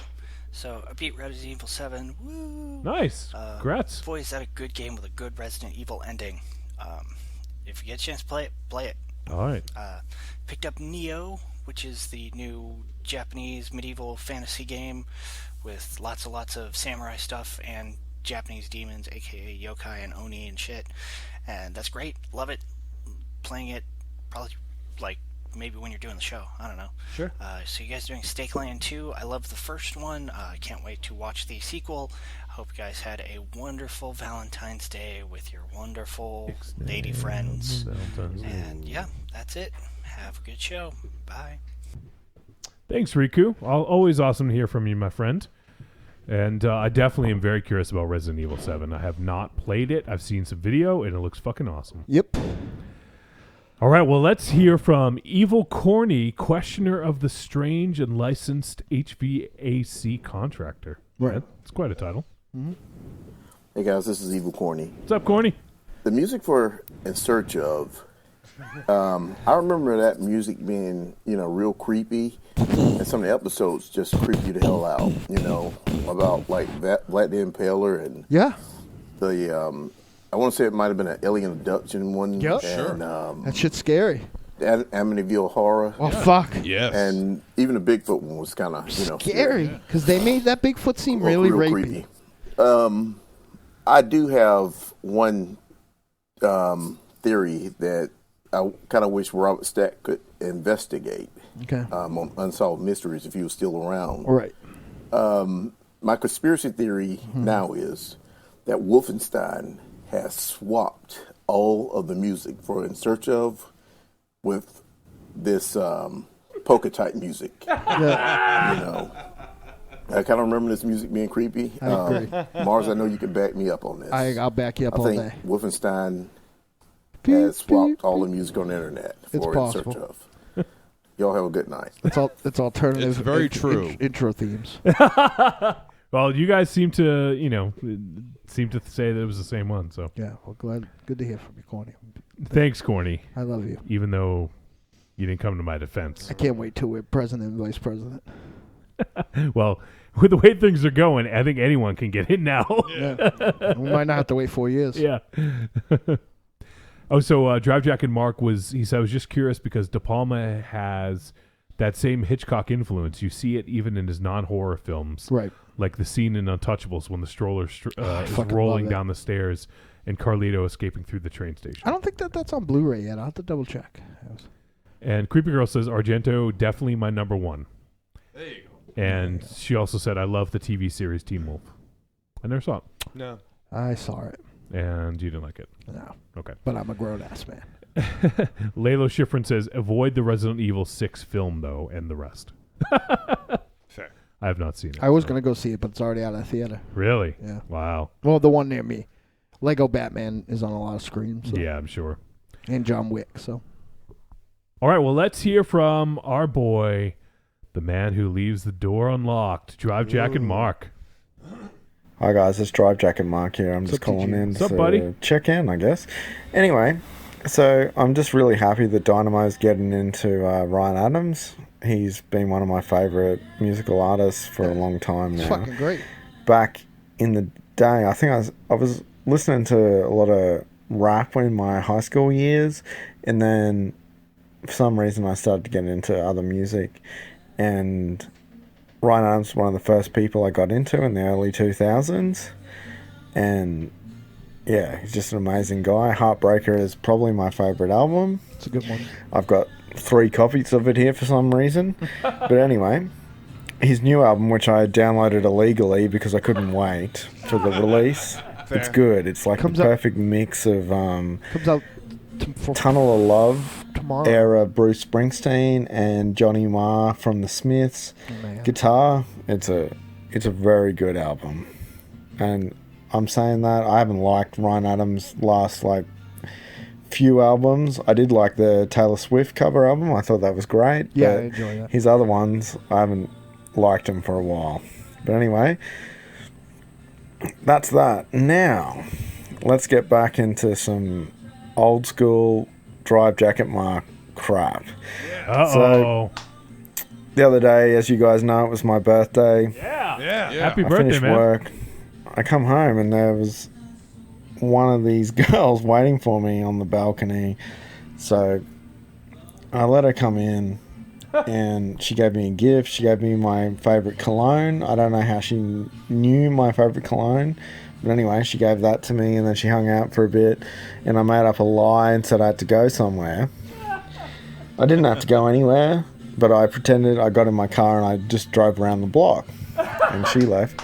And then I came back inside after a little while. I thought, oh, I'll go and get a carton of beer and I'm going to listen to the new Cult of Muscle episode. Yep. So I went out, bought a carton of beer, came home, started listening to the Cult of Muscle, and then this other girl turns up. She's got a cake and in this box, and so she comes in, and so we're sitting there, we're listening to the Cult of Muscle, and I put the cake on the kitchen bench, whatever, and so it's just silent, and she eventually says, this is boring, let's watch a movie. And I said, no, this is my birthday. I'm wanting to listen to the Cult of Muscle. And she said, oh, let's watch a movie. I said, no, I'm listening to the Cult of Muscle. And in a minute, like after this, I'm going out. We're going out for some birthday celebrations. And she said, all right, well, I'll just stay here and wait for you. And I said, no, you can't stay here and wait for me. What are you going to do? Sit in my house and just sit here? She said, yeah. I said, what? You think you're staying the night? And she said, yes. I said, no, you're not staying the night. You've got to go. I've got to go out with my friends and I'm not leaving someone in my house without anyone to supervise them. And then she got up, ran off screaming. She said, I'll never see you again. And I said, that's fine. Just look after yourself. Make sure you get home safe. And that was the last I saw of her. Strange behaviour, obviously. I don't know who's the strangest. Oh, and by the way, I took that birthday cake, because I don't eat sweets. I took it into work the next day, and I had this very special cake with love hearts all over it and all this crap. And everyone got roofied. And then I told all my workmates are women. And so I took the cake in, and I told them the story, and apparently she's the oddball, not me. I don't know. Anyway, guys, love you. And Dynamite, keep exploring Ryan Adams. Go back to Whiskey Town if you haven't heard it, because Whiskey Town, the album Pneumonia, is awesome. Yeah, I got me through some early 20s blues. All right, see ya. I may or may not have got all the Whiskey Town records. That is too goddamn funny. What would have happened, though, if he had the first girl stay and the other girl showed up? Well, yeah. It would have been a real good birthday. But yeah. You can't leave them there, though. What if a python comes in and eats them? Yeah.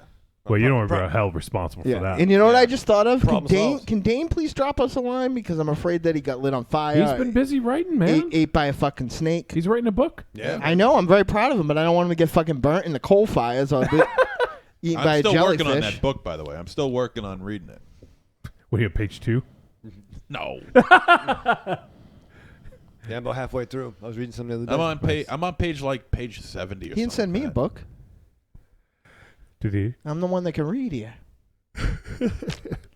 he said to these jamokes. Yeah, no wonder. Hey. Because he knows that one won't read it, and the other one will read it. Thank you. I was referring to him, actually. Well, fuck you. How do you like that? Either one of them can be able to have the box art thing and say it's the best book I read this year. Yeah. And you just ellipses it before it says it's the only book that they read this year. To quantify. Mark says Dane's book was really good. I'll drop you a line, Mark, and tell you that what I've been doing is I've been downloading a couple of we got a lot of music for each other's Christmas, and then I bought a lot of music during that charity event that Bandcamp held, nice. And then I had an iTunes gift certificate, but I spent all that on REM. So I've been kind of like downloading 2 or 3 records and then putting them on shuffle. And what I like about Ryan Adams is what I like about all the bands I really love. If you downloaded Heartbreaker, and Dreammaker. some of the Cardinal, I think the Cardinal record is like 4 and 5 or something like that. It's called. You wouldn't know it was the same guy unless you recognize that voice. Like 1 minute it's like a country song, and the next song is like this cool pop song just yelling that they're fucked. So yeah, but I do think thus far Heartbreaker is my favorite too.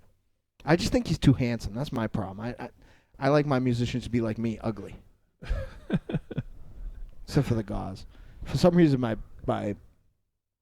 subsonic is fucking me right now. It won't. That's sexy. Oh, here we go. Sorry. So, Love Is Hell is what I've been listening to. Faithless Street by Whiskey Town. Demolition by Ryan Adams. 3 through 5. Disc 3 and 4. Disc 1. And I've been listening to Tome 1, Lord of the River, Feral Ritual, because I can say that without any help. He says, when you see him in real life, he's not that handsome. That's good. Not as handsome as me. No, you're a fucking handsome dude. All right, You look like some handsome David Duchovny looking guy. David Duchovny looking guy? Yeah. Not David Duchovny? And I've been listening to Roppongi Vice theme a lot. Yes. Nonstop. The new, I don't know if you like them. I usually don't like them, but the new Dinosaur Jr. record is really good. More straight ahead like rock sounds than like kind of weird dissonant, which Jay is known for. I've been listening to Ghost a lot. Drive Jack and Mark says, if you can get the bootleg Suicide Handbooks, get it. Okay. All right, well, let's move on, and let's hear from Nathan Cotton Coy Vance Duke. Aeon Rings. Hey, guys. This is Cody. Last week, what's up, buddy? You guys played that scary In Search Of music. Thank you. And it really is. That actually is really scary. Thank you. Thank you.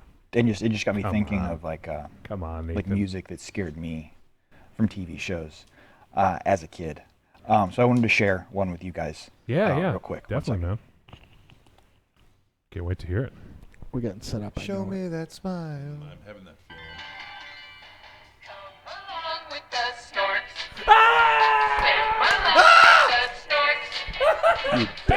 You bastard. Horrifying! Oh my god! Oh! Make it stop! Stop it, Nathan! Stop it! Oh! It's so fucking scary!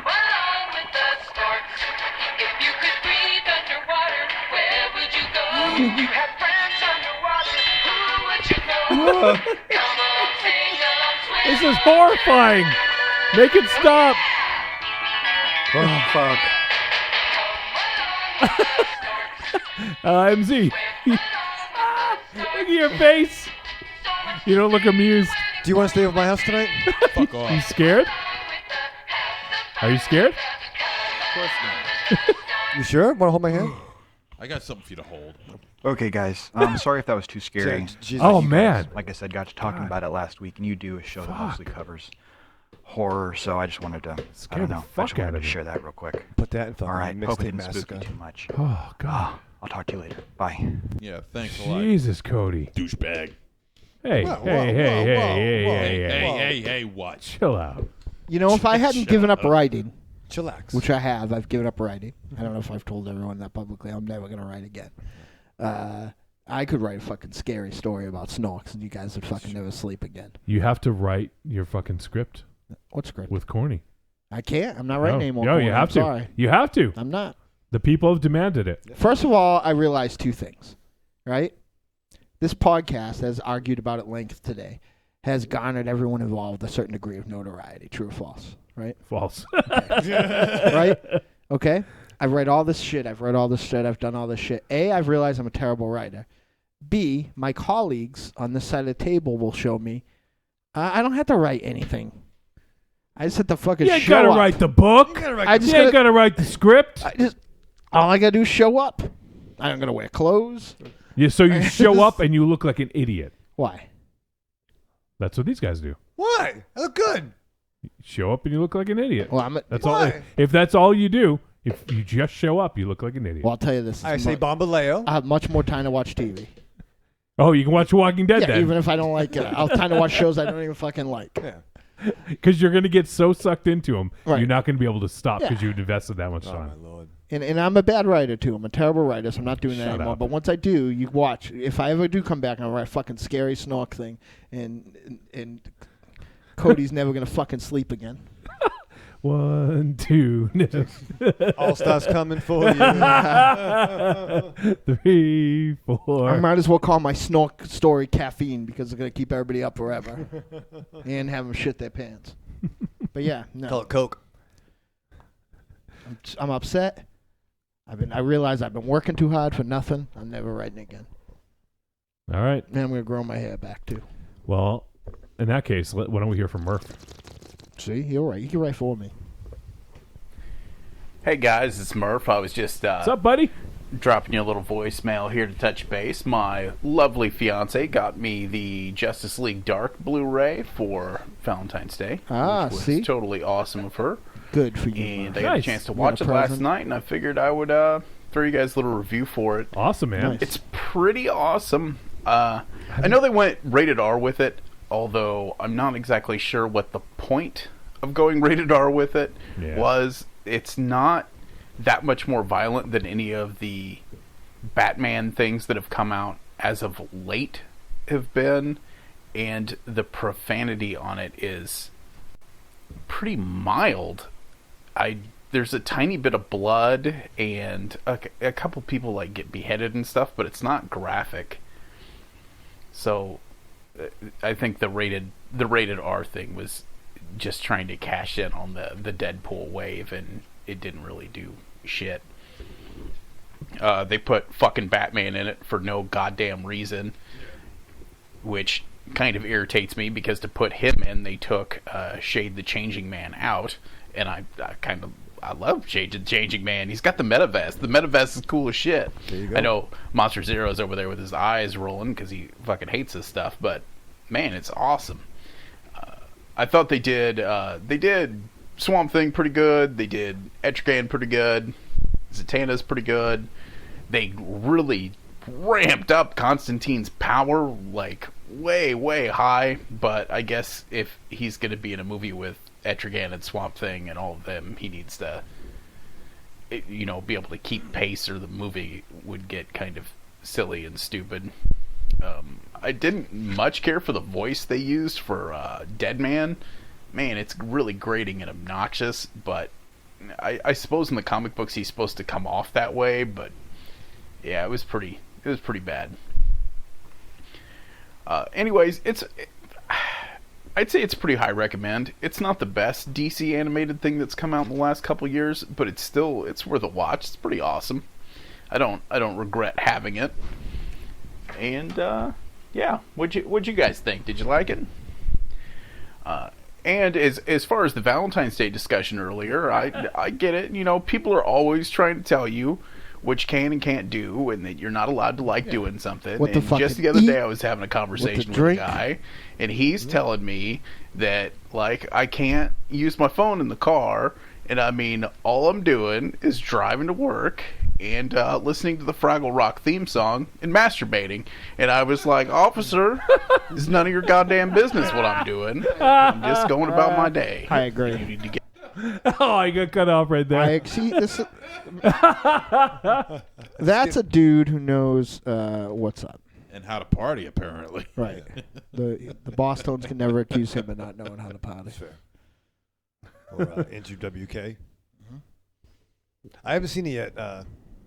Yeah, I haven't seen it yet either. I do have it. I just haven't got around to it. Did you get a chance to watch it, Mars? No, I'm actually pairing it up with something that I'm kind of working on slowly, and I've paired it up with the Incredible Hulk Halloween special that they put up on Netflix, where Hulk teams up with the Howling Commandos, Oh, really? the zombie, the werewolf, and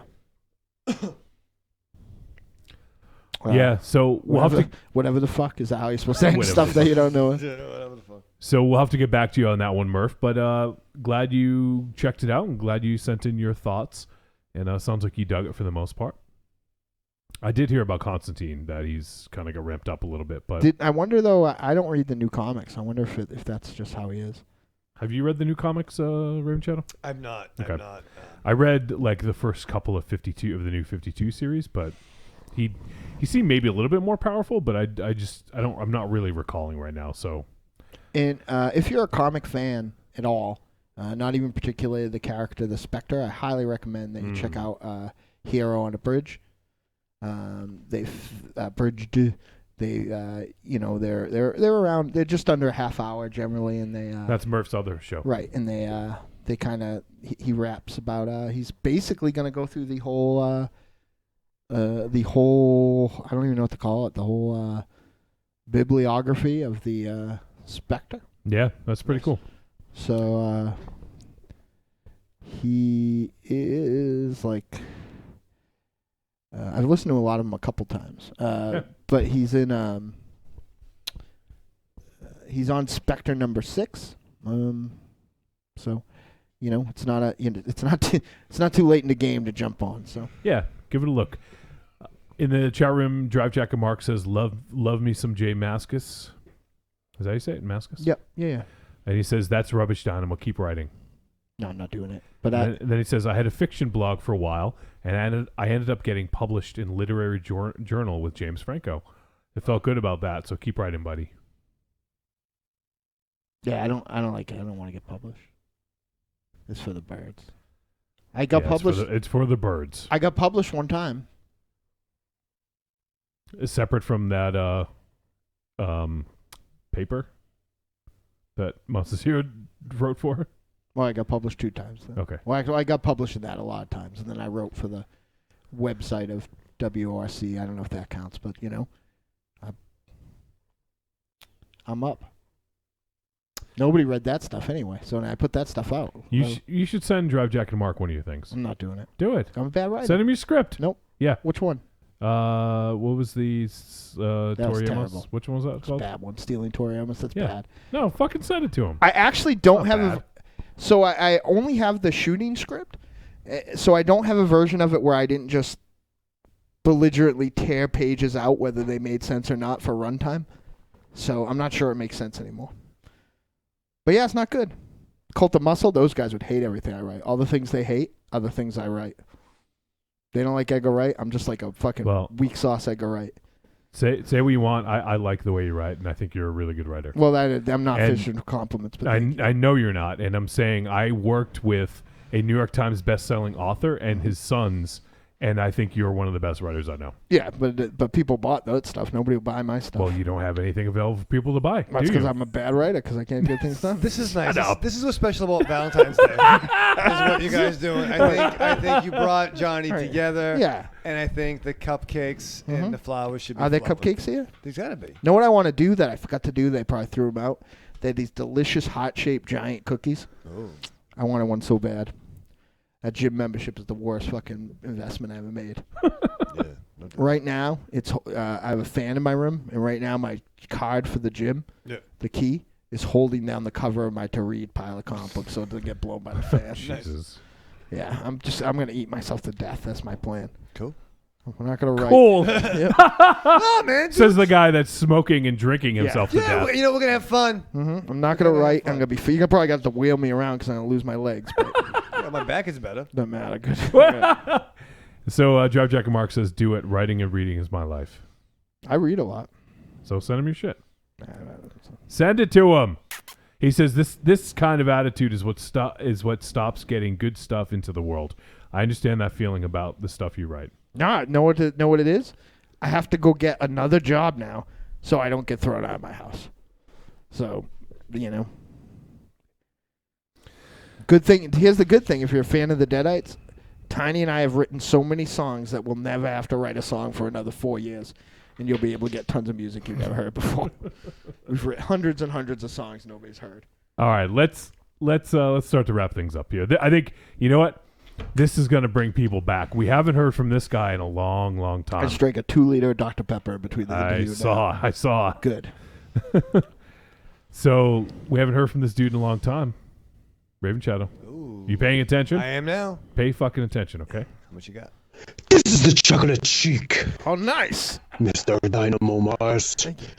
I hear you are feeling sick. Yep. Well, you eat some nougat and get better. What? Otherwise, I fuck you in your chocolate ass. Nice. It sounds like win-win to me. His ass is much more chocolate than you realize. That's not chocolate, sir. Wow. Wow. How about Chocolate chic. Holy shit. It's been forever, man. Fucking miss him. Yeah. He's gonna fuck you in the ass and make you humble. I will. With nougat. All right, we got another one from Nick. We got a 2-4. What do you think Mark and Beck's parents look like? It must be fucking really Adonis good. and. Yeah. Did you ever see Thor? Yeah, really good. really good looking family there. Oh, Drive Jack and Mark says I'm gonna send Mars some of my stuff. Then he will have to send me some of his. No, I'll read your stuff and I'll enjoy it. How about dick pics? Well, hey, if you leave your door unlocked, you never know. That's one door. If I could somehow get from my house to his house, maybe I'll go visit. But Mars leaves his door open all the time. you know, whoever thought that fucking George Miller's version of fucking Australia would be not as bad as real fucking Australia? Jesus, fucking. That's true. Toe biter, pick up. Humongous. Master Blaster. All right, let's hear from Nicholas again. Nice. What's up, True Tree Radio? Second film review. So I recently picked up a bunch of John Carpenter Blu-rays, films that I'd never owned before, which was Prince of Darkness, The Fog, and They Live. I think I'm going to pick up Assault on Precinct 13, and they're all Shout Factory Blu-rays, and they That's got my jam, by the way. They look fantastic, and they have fantastic special features, which I might talk a little bit about. Some that I watched on the Fog, but I'm thinking of picking up Dark Star, Assault on Precinct 13, and Body Bags. I don't think I'm going to pick up In the Mouth of Madness because I'm just bored out of my mind watching that movie. It's just too slow. It's too boring. I love it. And I'm waiting for the dinosaurs to come, and they never come. So yeah, but so yeah, back to The Fog. So yeah, I originally reviewed this movie years ago on your show, and I hated it, and I said it was really boring and this and that, and I rewatched it, and it's not just because I bought the Blu-ray and spent $20 on it or anything.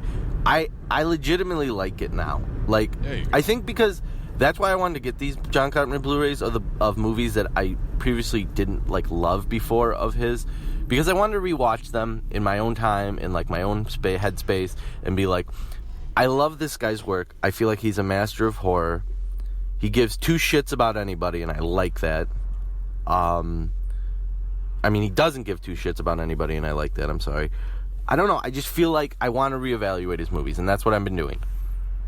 So, like I said, I didn't want to start with They Live because I really had a problem with They Live. I kind of rebounded on Prince of Darkness, but I really want to watch that again. So I think that won't be okay. But The Fog was completely up in the air, so I started with that one. And I really enjoyed it. I have to say, I love the gimmick of pirate ghosts. I think pirate ghosts should be used more in horror movies, and I know that sounds funny, but it just worked. I honestly, this could be a great rated R Scooby-Doo movie. Great rated R Scooby-Doo movie. Same plot, bring the gang in, the townspeople are like, oh, listen, the priest found this book. His grandfather damned these leopard pirate ghosts to hell because he stole his gold. We got to figure out what's going on. Or he thinks it is, and the priest doesn't know about it. And the gang goes from there. But leave the kills, leave Tom Atkins sleeping with everyone. Yeah, Tom Atkins. Great Scooby-Doo movie. I agree. Yeah. But no, I thought this was fun. Thelma and Daphne.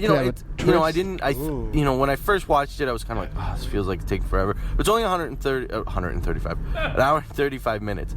And it flies by. And I think it's just a lot of fun. It's just a lot of them. Adrienne Barbeau's great. She should have left that fucking lighthouse, though. Save her kid. I mean, that was ridiculous. I agree. Turn the thing on, lady, and stop. Oh, Nick got cut off there. So, Well, that's his re-review of The Fog, and I'm glad he went back because he definitely liked it a little bit more this time. We're going to have to talk to him about They Live and what he thought about We that. bought it. I remember Mars almost threw his phone, I think, during that last Fog review. Yeah. Is that the one? Yeah, I mean, I'm not sure if it was The Fog, because The Fog is one I like. I think he like did the way Phantasm, and The Fog followed it up. Maybe. And I think he started saying bad stuff right away. You're like... Yeah, I thought it was maybe They Live, but... yeah, no, I mean, Carpenter...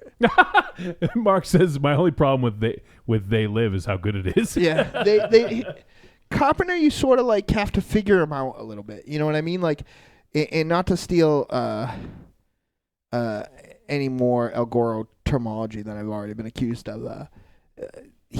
What has to unpack in what you have to unpack in Carpenter isn't so much context of the work itself, but the context of when the work was made. So when you look at a thing like, well, let's put it this way: I feel like They Live is going to play a lot better in 2018. Oh yeah. So, you know what I mean? So like, Nick never lived through Reagan Bush, so I think the economic elitism and the consumerism, the crushing consumerism was something he never lived through. You know what I mean? So I think that it will play a lot better for everybody. Yeah. Yeah, definitely. So, well, glad you got a chance to check it out again, Nick. And let's go.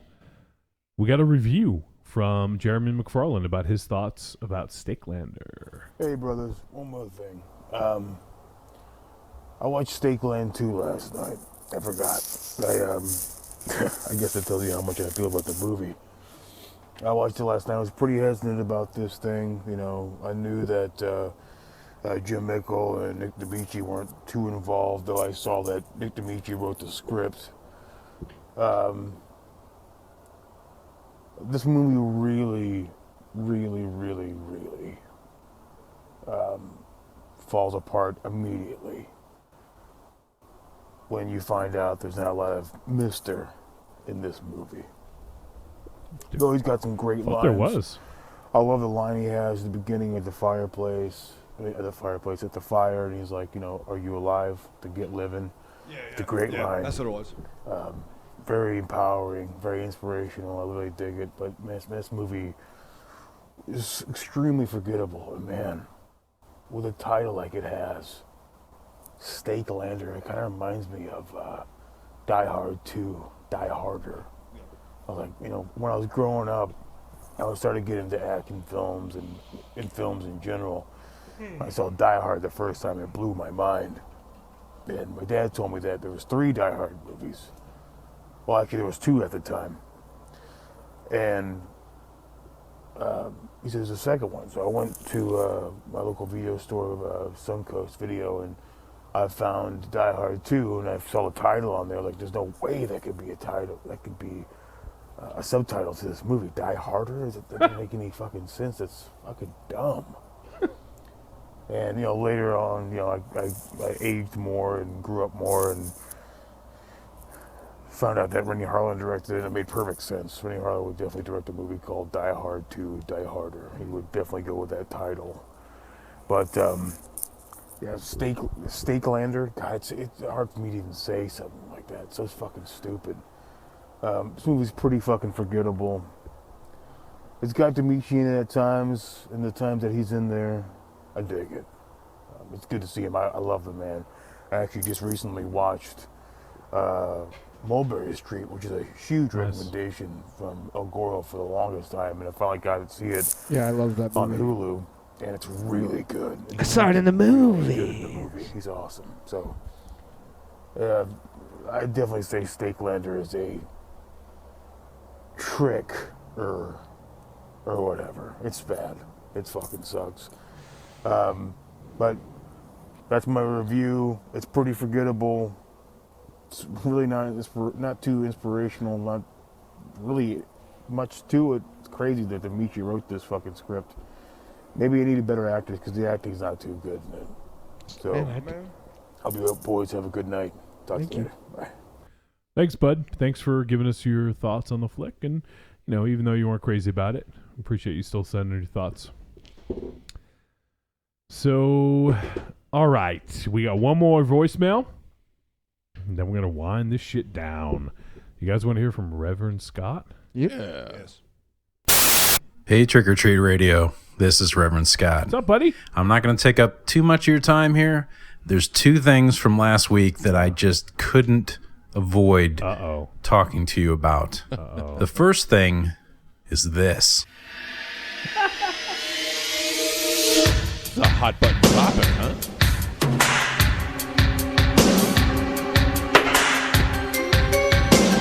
Oh my God!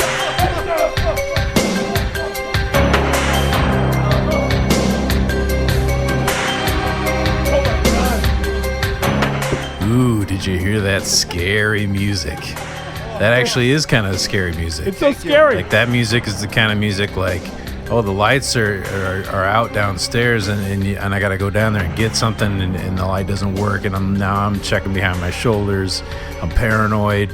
There's a fucking alien behind me or a monster. There's something fucking behind me. I can tell. I can feel it. It's probably a ghost, something. Oh.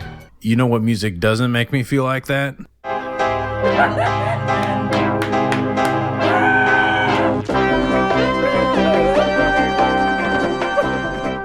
What the fuck is this goddamn bullshit? This is like the soundtrack to the Encyclopedia Britannica. This is something I could play for a small child so they can laugh. They can have a gleeful, funny laugh at how fucking not scary this music is. Johnny, Raven Shadow, I'm on your side. Yeah! But I'm not just here to shit on Mars and MZ, even though MZ would like that. I'm also here to talk about one other thing, and that's Wes Craven's New Nightmare. I often hear people talking about how much they really like New Nightmare and they just remember how great it was, and I agree that it's a great concept. It's a nice meta, cool, kind of scary in the real world kind of concept, and I appreciate they did something different with how Freddy looked and everything.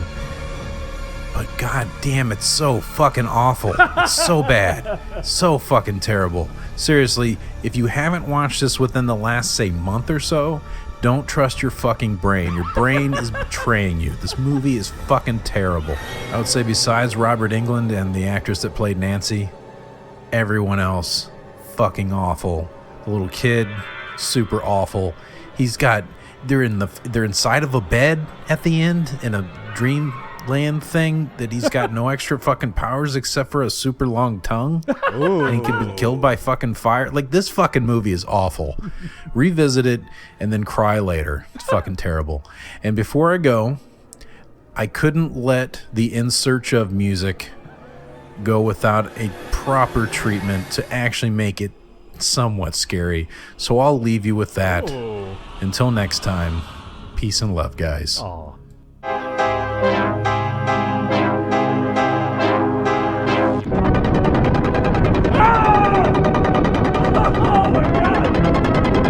That's fucking scary. You're shooting at us? Holy shit. That's fucking scary, right? I'm scared.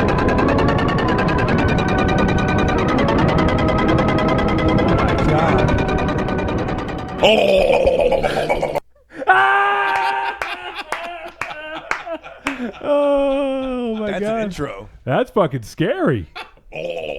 That's scary for sure. That's weird. Oh, what'd you guys think? Did he make it scary? I'm scared. No, it's scary the original way. Are you guys defying Reverend Scott? Yes. Not about the Nightmare on Elm Street. He's fucking spot on about that. Noah's Wiley, conspicuous by her beautiful absence. Must be raining in Atlantis today. Oh, well, thank you, Scott. That was fucking awesome, man. Raven Shadow. We should form a team called the Unsolved Mysteries. Oh, scary. The people have spoken. If there's an unsolved mystery, it's Raven Shadow. That's right. You can tune in. And our finishing move will be called the Stack. Ooh. Oh, yeah. Yeah? Oh, man, it's nice. You'll be Stakelander. You'll be in. The Stakelander.